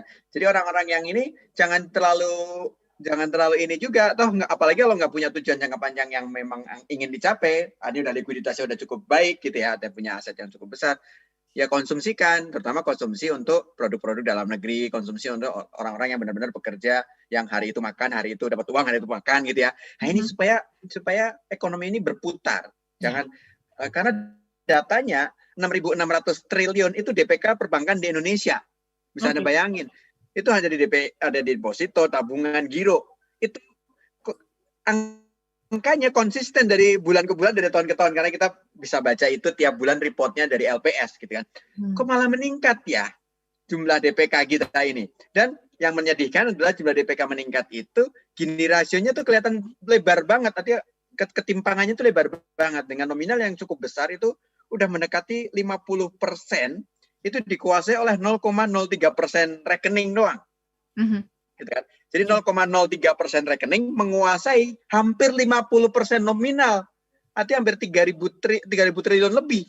3.000 triliun lebih itu dikuasai cuma 0,03% orang. Nah ini tentu rekomendasi yang berbeda bagaimana bijak mengelola keuangan. Ya kan? Skala prioritas, dan untuk yang itu udah kelar gitu, udah nggak ada urusan lagi dengan masalah likuiditas, it's time to consume. Oke, skala prioritas ya, dan pastinya tahu nih kapan harus menggunakan uang Anda untuk hal yang tepat dan kapan mungkin harus menyimpan uang Anda. Dan dari Pak Eko mungkin mau menambahkan, silakan. Ya, Mbak Audrey, jadi saya pikir kita banyak disadarkan tentang manajemen risiko ya. Tadi Bu Patria sempat menyinggung, Bu.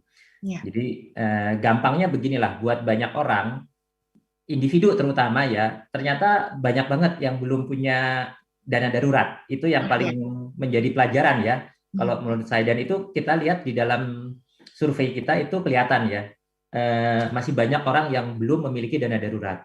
Nah, jadi bagi banyak individu, kalau sekarang masih bekerja, bersyukur, maka tabungannya itu sekarang prioritas untuk dana darurat. Sehingga kita kalau ada apa-apa, kita paling nggak save lah 6 bulan atau 1 tahun gitu ya, sebelum kita mendapatkan pekerjaan baru atau penghasilan baru. Nah, tapi sebaliknya buat mungkin dari sisi family business ya, yang menjadi salah satu penopang dari ekonomi Indonesia, saya pikir tergantung nih ya, mungkin jadi pelajaran juga gitu lah. Kalau untungnya gede terus tuh jangan dihabisin gitu ya. Ternyata harus ada working capital 2 tahun gitu kali ya Bu Patricia ya, sehingga dia punya kesempatan pivoting juga nih, kayak dana darurat tapi versi korporasi gitu ya. Itu yang pertama. Yang kedua, saya pikir banyak banget sekarang perusahaan family business yang juga tadi disampaikan dalam kondisi krisis ini jangan sampai mereka juga terus menunggu ya, tetapi memang harus berinovasi untuk mencari peluang-peluang sehingga masih bisa memberikan lapangan pekerjaan bagi mereka yang terdampak. Yang terdampak itu jutaan loh ya. Dan mudah-mudahan ini dengan bantuan Bu Patricia nih banyak nanti family business yang mau di-encourage ya untuk bikin bisnis-bisnis baru atau bikin perlombaan startup gitu ya, apapun lah, tapi paling tidak tabungan mereka dikeluarin ya. Jadi bagi yang sebagian kecil itu memang harus mepet-mepet untuk hidup, tapi yang punya kesempatan dan punya keleluasaan spending aja ya, spending investment gitu ya, supaya memang ekonomi kita bergerak. Mungkin begitu dari saya, Mbak Audrey. Oke, kalau dari Mbak Patricia nih ya, ini kan bahasan kita di 25 tahun Smart FM merawat asa ya. Bahkan di family business ada juga nih yang sampai asanya ini nggak bisa tumbuh lagi atau mungkin sudah mati gitu ya, karena situasi yang kita tahu nih sangat berdampak sekali ke berbagai sektor ya. Nah, menurut Mbak Patricia, kunci untuk para family business ya supaya bisa mulai menumbuhkan ataupun merawat asa untuk kemudian hari ketika ketemu krisis seperti ini juga kita nggak kaget dan bisa melalui tantangan-tantangan di depan dengan baik. Silakan Mbak Patricia. Kalau kita di family business, kita selalu menekankannya adalah inovasi atau tadi itu risk management ya. Kita never put your egg in one basket gitu kan. Kalau bisnis yang saat ini mungkin menjadi tidak relevan lagi gitu kan, harus sudah ada planning untuk berikutnya dan mau jalannya kemana. Nah itu yang kita selalu tekankan di family business dan itu yang selalu dilakukan di family business. Keuntungan family business adalah karena ini bukan satu orang, tetapi beberapa orang yang memiliki ketertarikan dan kekuatan yang berbeda-beda. Satu yang fokusnya misalnya di properti kayak saat ini sedang turun, yang satu lagi fokusnya di makanan masih baik-baik saja dan lain sebagainya. Nah ini diversification ini yang sebenarnya menolong perusahaan keluarga. Dan kenapa perusahaan keluarga di Indonesia ini sangat terkenal kalau di luar negeri? Karena kita adalah konglomerasi. Orang Indonesia itu mau apa aja bisa gitu kan. Kalau orang lain enggak, kita fokus. Kalau Indonesia enggak, semuanya kita bisa gitu kan. Kemampuannya dan kreativitasnya tuh luar biasa loh orang Indonesia ini. Dan itu sangat terkenal kalau kita saya pergi conference ke luar negeri dan sebagainya. Indonesia itu adalah conglomeration yang luar biasa tajamnya pemilihan bisnisnya dan waktunya, timingnya juga. Nah, sehingga perusahaan keluarga biasanya terus bisa berkembang karena tadi itu kehobiannya juga ya. Jadi passionnya ada di situ untuk terus bekerja. Jadi hobinya itu adalah cari duit dan kerja. Oke, ini kita ngobrol 1 jam udah banyak sekali yang kita dapatkan ya untuk menumbuhkan bahkan merawat asa kita di tengah situasi baik dari sisi manajemen keuangan ya dari Pak Eko dan juga Pak Teguh dan juga dari sisi risk management dan juga bagaimana gambaran family business bisa bertahan di situasi yang cukup menyeramkan untuk sebagian orang, tapi semoga kita bisa menjadikan masa-masa seperti ini small listeners menjadi peluang ya supaya kita bisa sama-sama menanjak ke arah yang lebih positif dan juga lebih sukses lagi. Dan kami ucapkan terima kasih Pak Teguh, Pak Eko, dan juga Mbak Patricia. Sukses dan juga semangat untuk terus memberikan inspirasi, membantu masyarakat Indonesia merawat asa. Kita jumpa lain waktu ya Pak Eko, Pak Teguh, dan juga Mbak Patricia. Sehat selalu. Setelah ini semua listeners jangan kemana-mana, akan masih kami lanjutkan inspirasi dan juga pastinya motivasi dari narasumber Smart FM dalam program 25 tahun Smart FM merawat asa. Dan semua listeners, kami pamit. Saya Audrey Juwana. Saya Eko Pratomo. Saya Muhammad Teguh. Saya Patricia Susanto. Tetap jaga kesehatan Anda dan sampai jumpa. 25 tahun Smart FM Network merawat asa dengan komitmen, dengan konsisten, dan dengan penuh cinta.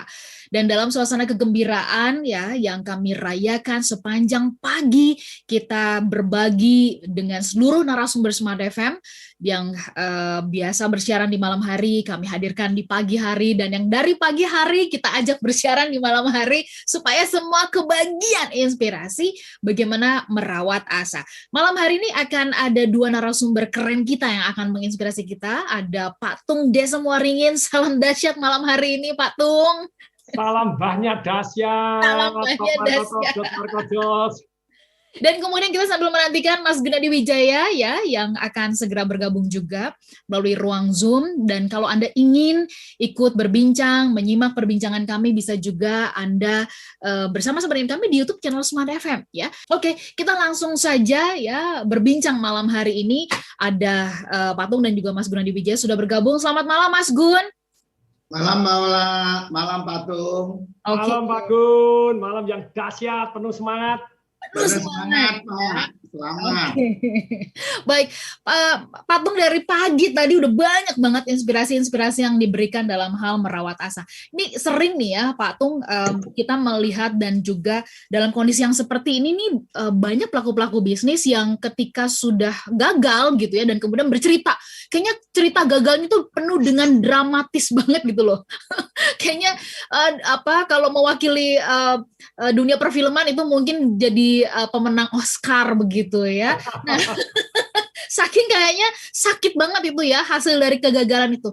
Nah, tapi banyak juga yang menganggap bahwa kegagalan ini karena dia nggak passion ya, atau semata-mata menyalahkan kondisi. Nah, apa tanggapannya Patung? Lebih banyak kalau menurut Patung itu sebenarnya karena apa? Karena memang nggak passion atau karena ya terlalu menyalahkan kondisi? Silakan Patung. Kalau bagi saya sendiri di layar belakang saya ini kan ada sekian banyak perusahaan yang saya miliki ataupun saya investasi begitu ya, dan investasinya juga lumayan gitu.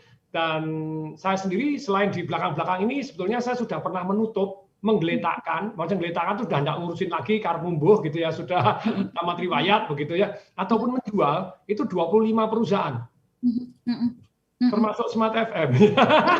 Jadi saya dulu shareholder Smart FM juga. Tapi sekali lagi begini, teman-teman. Jadi kalau kita mau punya asa, itu harus punya satu ilmu namanya ilmu memberi arti. Saya ulangi pelan-pelan ya. Kalau kita kepengen dahsyat, sukses, kemudian bangkit lagi itu adalah satu hal kita mempunyai ilmu memberi arti. Sekali lagi, hidup tidak ada artinya, apapun terjadi tidak ada artinya, hanya ada artinya sampai kita yang memberi arti. Kalau kita memberi arti, waduh saya tidak berbakat, ya sudah, selesai. Kalau saya kan memberi arti, tidak ada kata gagal, yang adanya sukses dan belajar. Kalau saya belum sukses, berarti saya harus belajar, selesai. Dan ketika saya belajar, saya menjadi lebih baik. Jadi, tidak ada yang gagal, adanya harus belajar. Kalau belum sukses, ya belajar. Tapi ilmu kita kurang, kerjasama kita kurang. Mungkin kerjasama partner kita cheating atau partner kita kurang bagus, ataupun kita buka cabang ternyata dikorupsi karyawannya. Berarti kita harus belajar supaya besok nggak dikorupsi gimana, supaya besok tidak di-cheating bagaimana, kan begitu ya. Nah, pelajaran ini tidak ternilai. Jadi kadang tidak ada di sekolah. Jadi saya buka nutup sampai 56 perusahaan gitu ya.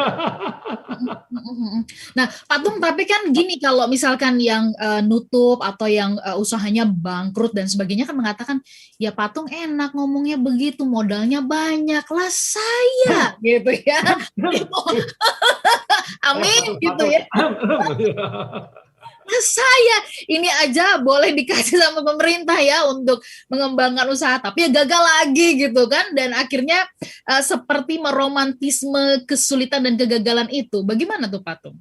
Makanya kalau saya pribadi misalnya ada orang punya rumah terus gadaikan rumahnya untuk buka usaha yang belum tentu berhasil. Saya cenderung menyarankan seperti itu. Hutang Anda wajib dibayar, penghasilannya belum tentu. Nah, kalau saya mulai usaha itu mulai dari satu yang namanya maklar. Saya maklar ataupun saya kerja ikut orang, saya nabung-nabung buka. Saya buka yang pertama itu adalah toko buku ini, misalnya toko buku Togamas yang di belakang saya. Itu tanggal 9 bulan 9 tahun 1999, jam 9 pagi lebih 9 menit 9 detik. Ya itu buka semuanya 9. Lah saya bagaimana kemungkinan usahanya jauh lebih berhasil? Yaitu kerjasama dengan yang sudah berhasil. Jadi pada waktu itu Pak Johan Budi Safa dia sudah 9 tahun bergerak di bidang toko buku. Kemudian saya ajak kerjasama. Nah, ketika kita kerjasama, kemungkinan berhasil ya sudah lebih besar. Walaupun tahun pertama modal 225 juta, ruginya 178 juta, hampir habis juga. Jadi tetap ya ada rugi-ruginya juga. Kan orang selalu melihatnya ini yang kelihatan sekarang ya Patung ya. Benar nggak sih? Ya kalau katanya Bob Sadino atau kalau sudah lewat ngomongnya enak. Ya kalau sudah lewat ya ngomongnya kayaknya enteng banget. Ya kalau sudah sukses itu jadi oh ya bagus. Betul. Nah, Patung, kalau menurut Bapak ya, karena kan tadi Bapak saya catat beberapa hal gitu kan ya. Kalau kita pengen sukses ya, satu harus punya ilmu memberi arti. Kemudian sebenarnya nggak ada kata gagal, yang ada adalah belajar lagi begitu ya.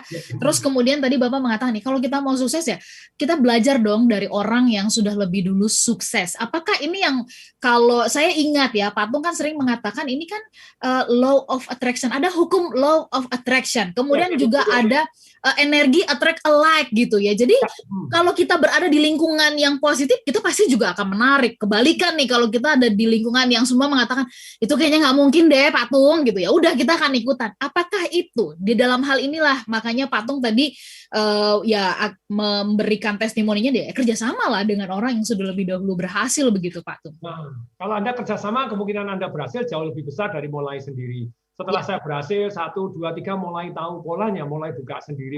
Even saya yang terakhir ini buka satu yang namanya ini The Daily Wash Laundromat, The Daily Wash Laundromat yang di belakang saya ini sekarang kan sudah 123 cabang minggu ini gitu ya.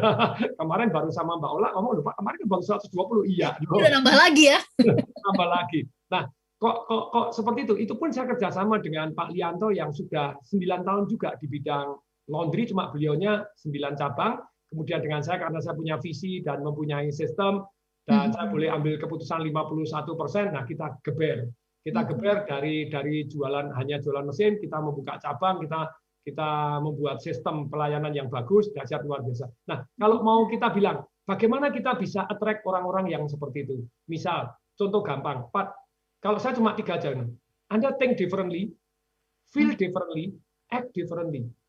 And act differently, Anda akan attract orang-orang yang plus minus sama dengan Anda gitu loh. Okay. Makanya saya bilang, Pak Tong ngelola perusahaan segini banyak, caranya bagaimana? Oh, setiap Jumat, besok Jumat, saya Jumatan itu selalu ada Ustadz TDW sebelum Ustadz Jumat berkah ya. Jam 10 sampai jam 11 briefing dulu kepada anak-anak perusahaan. Nah, saya selalu bilang, good people follow good management. Nah, bagaimana supaya bisa think alike, feel alike, and act alike gitu ya. Jadi Anda berpikir different. Kalau cara berpikir Anda berbeda, ini contoh gampang. Mohon maaf nih, misalnya ada orang yang kaya, sekali makan aja dia 12 juta habis.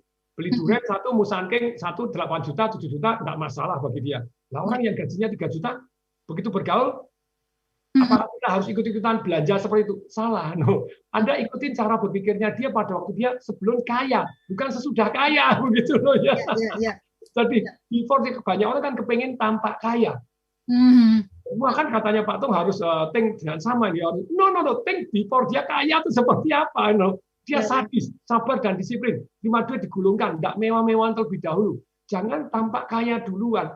Contoh bukan gayanya pas kaya. Contoh cara berpikirnya bukan waktu kaya. Contoh waktu dia sebelum kaya akhirnya jadi kaya itu seperti apa? Makanya saya bilang hati-hati bergaul dengan siapa jadi loh. Nah, tapi ketika Anda bergaul dengan orang yang kaya, mohon maaf nih, bergaul dengan yang miskin, nggak begitu happy. Kenapa? Karena cara berpikirnya beda. Terus nyinyirin, durian 7 juta, nyinyir, ini. Padahal dia durian 7 juta nggak ada artinya. Maksudnya bukan boros, dia enteng. Nah, makanya saya bilang bahwa kalau Anda mau istilahnya supaya attract, Anda ikutin gelombangnya orang kaya tadi. Think caranya gimana, kalau dia bisa kaya. Jadi fokusnya adalah kepada prosesnya dia ya, cara berpikirnya, bukan kepada tiba-tiba kayaknya enak seperti itu gitu ya. Oke, nanti kalau bicara tentang minuman ini seperti kita minum kopi susu gitu ya. Kopi di pagi hari, susu di malam hari gitu kan. Yang kopi membuat kita menjadi boost semangatnya, yang susu membuat kita nanti habis ini akan lelap gitu ya dalam tidur kita karena udah dipenuhi dengan inspirasi-inspirasi yang positif. Patung dan juga Mas Durani, kita sambung tadi ke Mas Gunadi sedikit ya, sebelum kita ke Patung lagi. Mas Gunadi tadi waktu Patung mengatakan bicara tentang energi attract alike ini sangat bekerja banget loh ya, sangat works banget gitu loh. Bagaimana kita bisa merubah visi kita, merubah pikiran kita kalau kita bergaulnya sama yang pikirannya juga buntu begitu. Nah sebenarnya tolong jelaskan Mas Gunadi dalam sudut pandang astroscience ya, sebenarnya energi attract alike itu gimana sih cara kerjanya, dan yang disebut dengan energi ini kayak gimana? Orang kan berpikirnya kalau energi itu PLN ya, perusahaan listrik negara gitu ya, yang bikin lampu nyala gitu loh. Silakan Mas Gun. Oke, Mbak Ola, Pak Atung gitu loh. Jadi sebenarnya kalau kita berbicara energi attract like itu sebenarnya gampang-gampang banget. Energi akan menarik yang sejenis. Jadi bisa aja ngomong, orang susah akan cari orang susah. Orang kaya akan cari orang kaya. Makanya tadi Pak Atung bilang, kalau kamu lagi susah, jangan bergaul sama orang susah. Tambah susah. Jadi salah kalau mencari yang senasib, sepenanggungan gitu ya Mas Gun ya? Semestinya bukan salah. Kalau saya bilang jadi kayak teori kerumunan. Jadi sama-sama miskin semua gitu loh Mbak. Jadi kalau kita memang mau berubah gitu loh. Memang kita mesti berlawanan. Berani tampil beda. Mesti berani keluar dari comfort zone-nya kita. Jadi kalau tahu kita miskin, ya kita mesti bergaul dengan orang kaya. Berpikir dengan cara orang kaya. Tapi bukan bertingkah seperti orang kaya. Karena apa? Karena masih miskin. Kalau sudah kaya, udah nggak perlu kayak Patung mau makan 12 juta beri 8 juta lah. Sekarang ini kalau masih miskin, gayanya gitu loh. Pakai mobilnya keren-keren Mercy, nggak tahu sewahan. Betul kan? Kemudian kalau mau beli barang apa-apa nawar, mentalnya mental miskin. Nah, orang-orang yang mental miskin ini gimana mau jadi kaya, Mbak? Karena mentalnya sendiri gitu loh. Sudah miskin. Kenapa gitu loh? Dia udah membawa walaupun di luarnya kelihatannya dia sukses, tapi di dalamnya itu masih miskin. Padahal kalau kita ngomong mau sukses, mau kaya itu antara dalam dan luar kita, antara lahir dan batin itu mesti seimbang. Antara jiwa dan raga itu mesti seimbang. Jadi kita coba aja lihat orang-orang yang kaya itu biasanya lahir dan batinnya seimbang. Biasanya sih begitu. Ya, Mas Gun, bicara soal energi sedikit, ini kan nggak banyak orang yang memahami apaan sih ngomongin energi nih Mas Gun ini sama Pak Tung gitu ya. Apalagi Pak Tung kan kalau pagi nih supaya kita berenergi, ayo loncat. Terus orang tuh suka bertanya, itu energi di sebelah mana sih gitu kan? Emang bener nih dalam diri kita ini ada energi? Itu loh yang suka jadi pertanyaan dan kalau bicara seperti ini dianggapnya ketinggian nih ngomongnya gitu. Nah, pembuktiannya gimana sih kita bisa memahami ini? Silakan Mas Gun sedikit sebelum ke Pak Tung lagi. Oke, sepertinya kalau kita ngomong dari astrologi gitulah, energi itu kita bagi menjadi 5 jenis. Nah, jadi kalau Pak Tung ngomong kenapa mesti semangat, orang itu mesti menjaga asa, dia mesti semangat. Energinya itu adalah api. Jadi api itu pasti panas gitu loh. Kenapa kita mesti lompat-lompat? Kalau Pak Tung kan, wah heboh banget. Otomatis gitu loh, jalan darah di dalam badan kita kalau lompat-lompat itu jalan darah muter. Jalan darah muter pasti kita semangat. Semangat Qi, kalau kita ngomong di Chinese astrologi, Qi atau akupuntur itu berjalan semua. Nah, semangat itu akan terjaga karena api gitu loh. Ya kan? Jadi kalau mau kenapa? Untuk menjaga asa, yang paling gampang kita jaga api di dalam diri kita. Kalau api di dalam diri kita padam, kita hilang semangat, kita hilang asa, kita hilang harapan. Karena kenapa? Manusia sendiri kan adalah makhluk yang berdarah panas. Bukan berdarah dingin, makanya api di dalam tubuh manusia gitu itu sangat penting sekali. Nah, api ini harus dipelihara. Api itu adalah semangat. Orang yang nggak punya semangat pasti apinya padam. Nah, tapi kalau di dalam setiap orang, kalau dari sisi astrologi, setiap orang itu pasti mempunyai 5 elemen. Ada orang yang penuh gembira kayak Pak Tung, wah pasti apinya banyak banget, pasti gitu loh. Tapi kan ada orang yang diam, ada orang yang dingin. Ada orang yang cemberut gitu loh. Walaupun setiap orang harus punya api untuk semangat, tapi gaya orang beda-beda gitu, Mbak. Ada yang punya semangat tapi tindakannya diam. Kalau Pak Tung kan wah heboh. Aktif ya. Ya fine-fine aja gitu loh, fine-fine aja. Tiap-tiap orang yang penting punya apinya karena kita adalah makhluk berdarah panas. Gitu loh. Nah, api ini mesti dijaga. Tapi bagaimana kita bersikap, setiap orang boleh berbeda-beda. Api-api di dalam tubuh kita mesti semangat karena kita adalah makhluk hidup dan kita berdarah panas. Kalau kita sudah jadi dingin, ujungnya kita mati gitu loh, Mbak. Oke, Mas Gun ini menjaga api beda dengan menjaga lilin ya? Oh iya, emang jadi kayak kalau jaga lilin nanti kita kayak babi ngepet, Mbak. Itu juga mesti jaga semangat. Itu juga mesti jaga dengan penuh semangat. Gitu. Kalau apinya mati, babinya ketangkap. Baik, tapi kita nggak mau bahas itu kan sesuatu yang sangat primitif lah ibaratnya. Patung, tadi Mas Gunadi sebut-sebut soal mental miskin ya, dan ini kan nggak bermaksud kita ingin menyinggung orang yang barangkali dalam ekonomi lemah, tapi Patung sering mengatakan ini orang-orang yang bermental miskin ini timpang pengetahuan, timpang juga. Nah, ini yang kita pengen gali nih. Bagaimana dan seperti apa sebenarnya mengupgrade mental-mental yang disebut tadi tuh, mental-mental miskin, mental-mental yang tidak berusaha punya visi, karena kayak tadi Patung, saya punya visi gitu ya, saya ingin meraih ini gitu, tapi kan ada orang yang merasa bahwa ya sudahlah ini cukuplah, ya sudah nerimo lah begitu. Monggo Patung. Jadi yang namanya mental miskin itu bukan berarti orangnya miskin, belum tentu. Ada anaknya orang kaya mentalnya memang miskin. Iya. Mau usaha, maunya enak-enak doang, boleh nggak? Silahkan. Makanya kan ada itu di Tangerang ada Pak Haji yang waduh propertinya banyak sekali, begitu meninggal ya sudah anaknya cuma jual beli, bukan jual beli, jual doang, nggak pakai beli. Habisin aset ya. Iya, habisin aset. Tapi ya jadi sedih kalau begitu. Jadi sekali lagi mental miskin bukan berarti orangnya miskin, belum tentu. Ada orang yang miskin tapi mentalnya mental kaya. Sebentar nanti dia juga jadi kaya kok. Gitu ya. Apa sih ini bedanya mental miskin dengan mental kaya? Jadi kalau mental miskin itu walaupun dia kaya, dia nggak mau usaha. Itu. Terus kemudian berikutnya, mental yang miskin itu seringkali kepingin tampak kaya. Oke. Kalau mental kaya enggak mau tampak miskin, orang menghina dia enggak apa-apa, nanti waktu yang berbicara. Iya. Jadi ini jadi apa, enggak apa-apa, orang mau ngomong apa silakan, nanti waktu yang berbicara, hasil yang berbicara. Ini jadi dengan kita sabar dulu dan disiplin untuk menunda kesenangan. Nah, kalau orang miskin dalam arti pola orang miskin ya, sekali lagi ya, polanya orang miskin walaupun dia kaya akhirnya miskin. Terima duit dihabiskan, terima duit dihabiskan. Kepengen tampak kaya. Kalau yang kaya enggak terima miskin, terima duit sisihkan, terima duit sisihkan, terima duit sisihkan, dia investasi dulu. Investasi apa yang paling menghasilkan? Leher ke atas. Kalau saya ngomong leher ke atas, banyak orang enggak paham. Leher ke atas masih ilmu pengetahuan. Dengerin radionya jangan sekali waktu radio dangdut, bolehlah, radio pop boleh, tapi ya Smart FM lah, ya. Smart FM banyak ilmu gratis-gratis ini, dahsyat luar biasa. Bener. Nah, inilah jadi please semangat untuk terus belajar menunda kesenangan. Terima duit sisihkan, isi leher ke atas, cari investasi-investasi yang aman dan menguntungkan, kemudian melakukan satu yang namanya aset alokasi. Kemarin pada waktu Bitcoin meledak, saya bilang dalam sejarah, saya kasih sejarah, turun loh 80% pernah, bukan hanya sekali, berkali-kali. Jadi kamu siap enggak? Kalau saran saya sih Anda take profit kan gitu ya. Tapi silakan. Jadi boleh nggak? Boleh, tapi maksimum istilahnya kalau Anda investasi di Bitcoin ya 10%. Kalau turun 8% jangan bunuh diri. Sekarang baru turun 30% sudah pada ancang-ancang mau bunuh diri ini, gimana ini ya? Betul.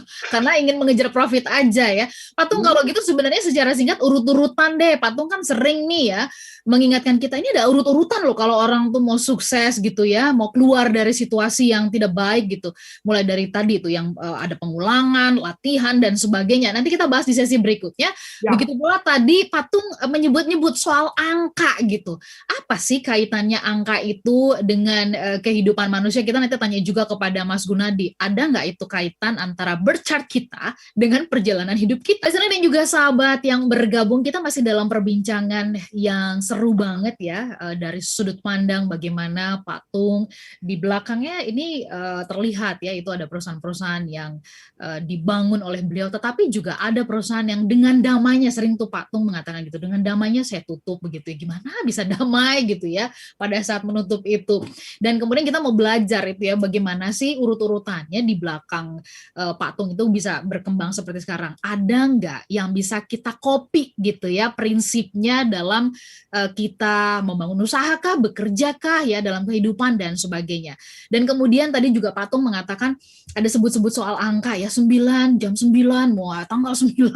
Nah, ini saya mau tanya nanti ke Mas Gunadi, ada kaitannya nggak sih tuh ya, orang tuh suka mengatakan ada angka-angka keramat gitu ya.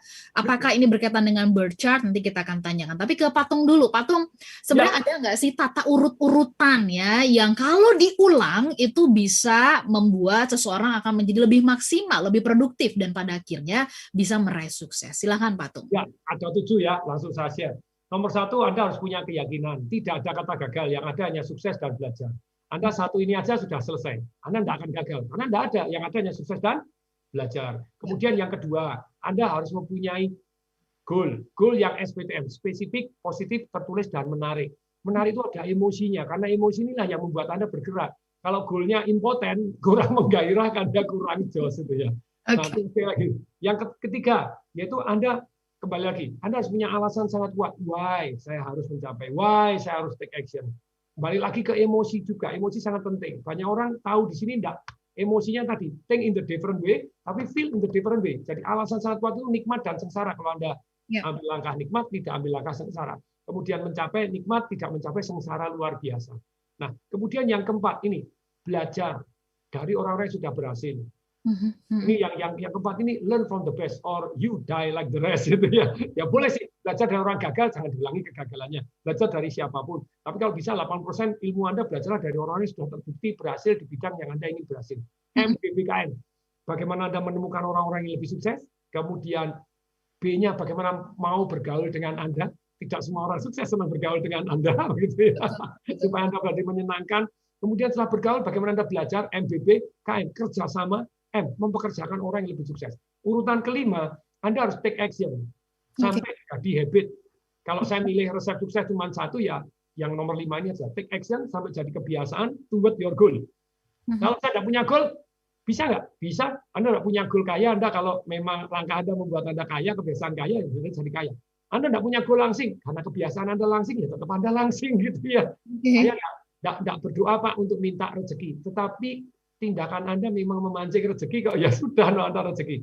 Ini yang keenam, peka monitor lapor, peka terhadap hasilnya mengarah atau tidak. Kalau tidak, tenang, Anda perbaiki dong gitu ya, ubah caranya kayak tadi. Kemudian yang ketujuh, fleksibel dan persisten. Fleksibel terhadap caranya, persisten terhadap usaha. Kayak tadi buka cabang belum berhasil, ya rugi, kita ulangi lagi. Tapi kalau supaya kemungkinan rugi kecil, ya kita jadi makelar dulu. Kan gitu toh, prosesnya kan ada seperti itu. Semoga bermanfaat. Oke, Pak Tung, sedikit saya mau tanya ya, kan banyak orang yang mengatakan gini, Pak Tung gimana kita mau bergaul ya, supaya kita bisa menangkap cara berpikirnya orang-orang yang sukses, orang-orang yang kaya, kan ini pikiran-pikiran negatif ya, suka menganggap begitu tuh ya, bikin stigma. Mana mungkin lah orang-orang yang seperti itu mau bergaul dengan saya, apalah saya remah-remah di ujung piring, begitu kan, suka begitu tuh ya Pak Tung ya. Nah, gimana sih caranya supaya kita bisa diterima Pak Tung ya oleh orang-orang sukses ini, dan kita bisa kita dibantu, dikasih, bahkan kita mungkin diajari ya, dijadikan dia bisa berkenan untuk menjadi mentor buat kita begitu. Itu gimana Pak Tung? Nih, oh ya, jangan-jangan Pak Tung cuma omong doang. Ya, benar. Praktek enggak sih gitu ya, praktek nih. Ini company saya yang sebelah sini, yang Fosa, kemudian yang Fasa ini saya di dalam latar belakang saya ini ada 2 perusahaan yang kerjasama dengan 50 orang yang paling kaya di Indonesia. Loh, berarti kan sudah terbukti toh. Nah, caranya gimana? Anda datang itu, jadi posturnya itu adalah postur membantu. Jadi Anda gini, kalau kelemahannya orang datang ketemu dengan orang lebih sukses, Anda ada 4 yang dilarang. 1, apa? Minta utang. Yang kedua, minta sumbangan. Yang ketiga, minta kerjaan. Yang keempat, tiga-tiganya diminta. Utang, kerjaan, sumbangan diminta. Beda postur Anda datang itu, misalnya saya ketemu Pak Gunadi ke konglomerat, orang sangat kaya, amin Pak ya gitu ya. Kemudian saya ketemu Pak Gunadi. Kalau saya datang, Pak, utang boleh nggak? Ya sekali waktu mungkin utang. Pak, minta sumbangan ya mungkin dikasih. Minta kerjaan, dikasih kerjaan. Tapi kalau saya datang begini, Pak Gunadi, boleh saya bantu Bapak supaya jauh lebih kaya dibanding hari ini? Saya nggak hitungan Pak, nggak usah digaji, saya setulus hati mau belajar, dan saya mau sharing ilmu, saya mau sharing apa yang saya bisa bantu, Bapak hanya sharing ilmu aja. Boleh saya bantu Pak Gunadi? Boleh dong. Langsung boleh, pertanyaan, coba lihat. Nah, kalau Anda membuat orang lain win terlebih dahulu, orang-orang yang kaya, orang sukses itu butuh tetap bantuan. Mereka begitu punya banyaknya proyek, yang mereka nggak bisa nangani. Kayak hari ini saya ditawari ratusan tanah, ratusan ini untuk kerjasama, bangun kerjasama gini. Ya saya enggak punya cukup orang gitu loh. Lah kalau orangnya tadi nempel ke saya bantu Pak Tung, saya belajar setulus hati Pak Tung. Enggak hitungan terlebih dahulu. Jangan yang seperti lulusan UI yang kemarin itu. Kalau enggak 8 juta saya enggak mau, repot. Ya, one hero gitu. Ya kalau Anda laku boleh, tapi kalau Anda belum berprestasi, belum apa-apa, lulusan baru kemarin punya harga diri, ya boleh enggak apa-apa. Mungkin orang tua Anda kaya jadi enggak perlu butuh kerjaan. Tapi kalau Anda pengen dapat ilmunya, dapat pengalaman, buat win lebih dahulu baru Anda win. Buat orang-orang yang jauh lebih sukses dibanding Anda. Orang sukses dibantu mau nggak? Mau. Oke. Ya, itu penting ya, bantulah orang-orang yang jauh lebih sukses. Jadi jangan minta dibantu dulu. Minta dibantu boleh, tapi posturnya enggak enak. Pak, tolong. Pak, saya bantu Anda. Lu kan keren banget toh. Saya mau kerja, enggak usah itu kan. Saya bantu. Saya dibimbing aja, Pak. Saya orang muda mau maju. Oke, oh ya. Nah, Pak Tung kan orang sering berpikir gini ya, Pak Tung, Mas Gunadi ya, kok saya jadi diminta untuk memberikan banyak sih, sementara kayaknya saya sudah memberikan banyak, saya belum dapat banyak nih gitu. Tapi sementara nih Mas Gunadi, kalau dari apa yang disampaikan oleh Pak Tung kan, ini justru kan kita bukan mau take, tapi kita give dulu gitu. Nah, apakah kalau kita begini, emang benar ya, alam tuh yang suka dibilang itu akan mestakung gitu ya, pokoknya kamu lakukan dulu, ya kasih dulu, itu alam akan juga tahu kok, alam juga akan memberi. Itu bener nggak sih Mas Gunadi? Iya Mbak, jadi ada sentence ngomong the more you give, the more you get. Kan orang tapi banyak salah kaprah kalau ngomong kata the more you give. Kok saya udah kasih banyak? Tapi kita pernah sadar nggak? Dari sejak kemarin yang kita ngomong, dari sejak kita lahir sampai kita mati, alam itu sudah memberi kita. Dan alam itu tidak pernah minta balasan. Justru ya, kita yang merusak alam. Ya juga ya. Benar. Alam udah memberi kita. Alam kan udah kasih contoh. Alam udah kasih contoh bahwa alam itu sebagai kita ngomong ibu pertiwi, makanya cinta seorang ibu pertiwi itu, cinta seorang ibu itu nggak pernah lekang. Dia akan selalu memberi dan akhirnya mendapat. Tapi kalau kita sudah mau minta dulu, belum tak apa-apa kayak Pak Tung tadi. Saya juga tamatan UI, Pak. Tapi dia juga malu. Teknik mesin ya. Minta gaji duluan. Ya memang gitu loh. Kadang-kadang suatu prestis yang begitu ya, kelihatannya bajunya aja yang dipakai, tapi kemampuan belum tentu ada.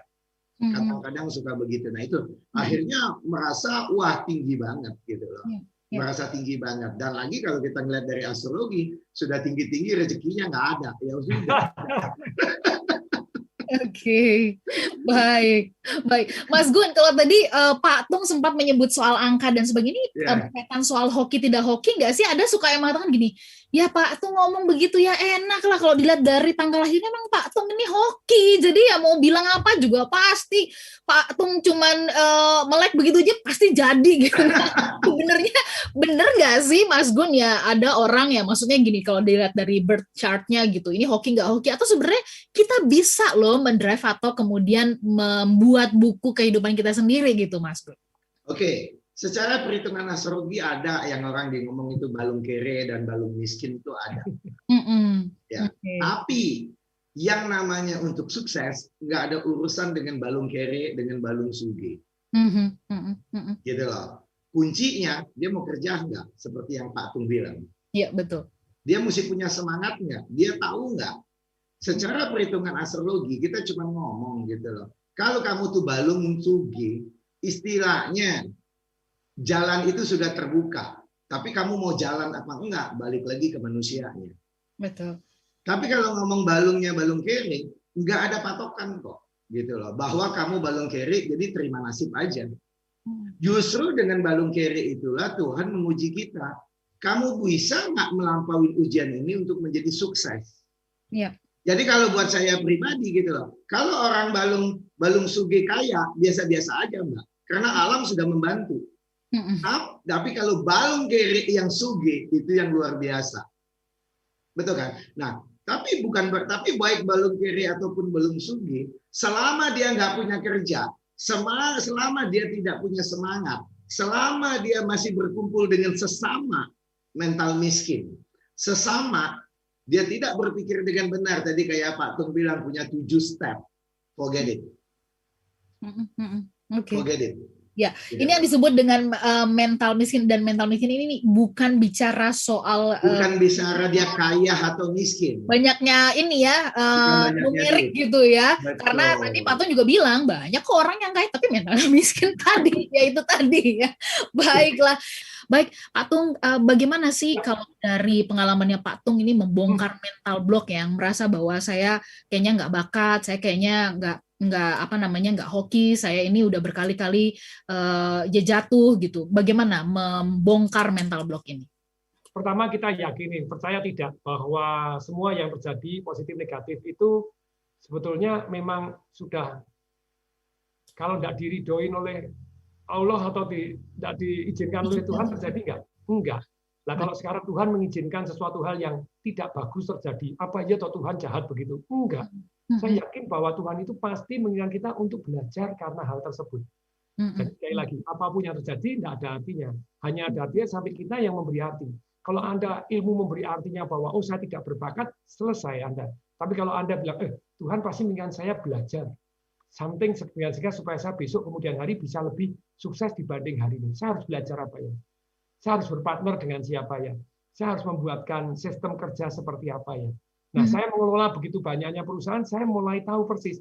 Jadi ternyata sukses itu bisa dikopi.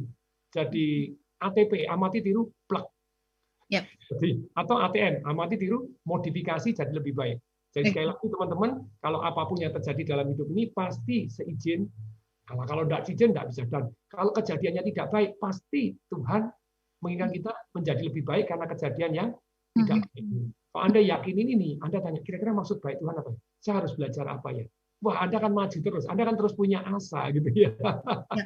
Semoga bermanfaat. Dahsyat. Baik, Pak Mas Gunadi tadi menyambung apa yang disampaikan oleh Pak Tung ya, sangka baik nih sama Tuhan begitu. Tapi kemudian kan seringkali kita lantas ya kayaknya bersembunyi di balik ini udah takdir Tuhan gitu ya. Dan kemudian ya udah gitu, ya kalau orang tua punya anak yang dianggapnya menyulitkan, udahlah kayaknya udah nggak mungkin ya gitu ya. Padahal dia sudah dengan konsisten melakukannya, sudah dengan komitmen dan menurutnya ini saya sudah pakai cinta loh. Nah kalau menurut Mas Gunadi di mana sih leknya kok tetap nggak berhasil juga, dan kalau kita sudah melakukan usaha dan kemudian belum juga ketemu hasil atau menghasilkan, apa sih sebenarnya respon kita dan bagaimana menghadapinya? Silahkan Mas Gunadi. Oke Mbak, setiap orang itu kan pasti mempunyai bakat yang berbeda-beda. Gitu loh. Jadi jika itu jangan melihat kayak Einstein bilang gitu loh. Kita jangan ngajakin kalau ikan itu berenang, ikan yang jago berenang kita ngajakin manjat pohon. Masih kelihatan bego kan gitu loh. Betul. Gitu aja. Jadi artinya gitu loh, walaupun kita merasa kita sudah melakukan semuanya, kita sudah copy nih orang-orang kaya cara pikirnya, kok kita masih belum sukses. Yep. Pertanyaannya lagi gitu loh, kita mesti tahu bakat kita itu seperti apa. Yep. Untuk yang namanya sukses itu kan bukan berarti untuk masalah urusan kaya atau duit dan segala macam gitu loh. Yang namanya sukses itu adalah terjadi keseimbangan nggak di dalam badan kita. Poin yang terjadi gitu loh, kalau kita mau suksesnya menjadi pedagang, tapi kita baca bukunya buku sepak bola gitu loh Mbak. Dan dia sudah berusaha latihan sepak bola, kok saya nggak sukses jadi bisnismen ya? Kan namanya dia terbalik gitu loh, atau salah arah. Tuh kan gitu. Nah banyak banget orang yang nggak tahu talenta atau bakatnya. Oke. Betul kan? Ada orang yang sukses itu bukan untuk jadi pengusaha, dia bisa jadi pejabat. Atau orang yang nggak sekolah pun gitu loh, dia bisa jadi pengusaha yang sukses. Nah menentukan bakat ini adalah dari critical point yang sangat penting sekali. Semestinya kita sukses itu untuk apa? Apakah kita sukses itu untuk jadi penyanyi? Misalnya suara saya fales, tapi saya bermimpi jadi penyanyi yang sukses. Ya salah kaprah gitu loh. Saya walaupun udah latihan 27 jam per hari gitu loh. Tapi suara saya fales, tapi saya berpikir mau nyanyiin penyanyi yang sukses, salah gitu Mbak. Secara kacamata umum ya kita bisa ngomong memang mengcopy orang sukses. Tapi waktu kita go deeper, kita harus melihat talenta setiap orang itu. Karena kalau kita tidak bisa melihat talenta setiap orang itu, itulah yang akhirnya kita menjadi trauma. Akhirnya dia ngomong, saya sudah melakukan penuh dengan cinta. Tapi antara cinta dengan pikirannya ini berbeda. Antara cinta dengan pikirannya, antara emosi, perasaan dengan otaknya yang kayak Pak Tung tadi bilang, ada dinding pemisah. Nah, dinding pemisah antara otak dengan perasaan ini, itulah yang membuat gagal, Mbak. Oke, dan seringkali kita justru yang mempertebal dinding pemisah tadi ya, Mas. Iya. Nah, misalnya saya ini bermimpi secara emosi saya mau jadi penyanyi yang sukses, tapi secara logika orang ngomong nyanyi aja fales, bagaimana mau jadi penyanyi yang sukses kan gitu. Hanya ada dinding pemisah. Nah kita mesti benar-benar antara perasaan dengan otaknya kita mesti satu. Jadi antara perasaan dan otak itu ya kita ngomong jiwa dan raga kita tuh harus bersatu. Menjadi full Bang. Di saat jadi jiwa dan raga yang bersatu itu yang membuat jadi satu keyakinan. Ya, jadi artinya kalau emang benar cinta ya harus sinkron ya antara yang di mulut bilang mengatakan aku cinta padamu, yang di pikiran aku cinta padamu, tindakannya juga aku cinta padamu. Masih sama. Jadi 3 ini harus mesti dilakukan antara cinta, emosi dengan pikiran, dengan actionnya, semua itu baru lahir keyakinan. Kalau 3 ini nggak sinkron, saya ngomong saya cinta dengan Mbak Ola, tapi kelakuannya cintanya Tamara Blazinski gitu. Tapi actionnya nanti saya kawinnya sama Amina, jadi kacau balau. Ya. Nah ini yang sering kali terjadi ya dalam berbisnis gitu ya, dalam bekerja. Iya sih katanya cinta sih, suka sih sama kerjaannya ya. Tapi iya pikirannya ke tempat yang lain gitu ya Mas Gunadi. Oke, kalau gitu tipsnya untuk kita bisa merawat harapan tadi, keyakinan tadi seperti yang disampaikan oleh Pak Tung, kalau dari versinya Mas Gunadi, dari sudut pandang astroscience ini gimana? Bagaimana caranya kita bisa menyelaraskan yang tadi tuh Mas Gun ya, antara pikiran, hati sama yang dilakukan? Jadi secara teori gitu loh Mbak, kita kan harus menyatukan jiwa raga kita dalam bentuk action yang tepat. Dalam bentuk action yang tepat. Nah untuk menyatukan jiwa raga ini kan kita dilihat dari sisi manusianya. Kalau astrologi dia melihat dari sisi langit. Dia lihat dari sisi alam semesta. Alam semesta ini memberikan talenta apa kepada si manusia. Oke. Betul kan? Talenta yang diberikan oleh alam ini yang kita ngomong kalau kita bisa selaras dengan alam gitu loh. Dan kita tahu maunya alam dan kita selaras dan menyatukan jiwa raga kita. Jadi menyatukan jiwa raga ini bukan hanya di dalam diri kita aja, tapi juga harus selaras dengan alam dan melakukan action. Jadi seperti 7 langkah tadi Pak Tung itu yang mesti dilakukan. Kalau kita cuma selaras saja dengan alam, kita tahu alam maunya apa, jiwa raga kita iya. Tapi nggak mau lakukan action. Saya ngomong itu cuma jadi dewa doang, Mbak. Halu. Halu ya, oke.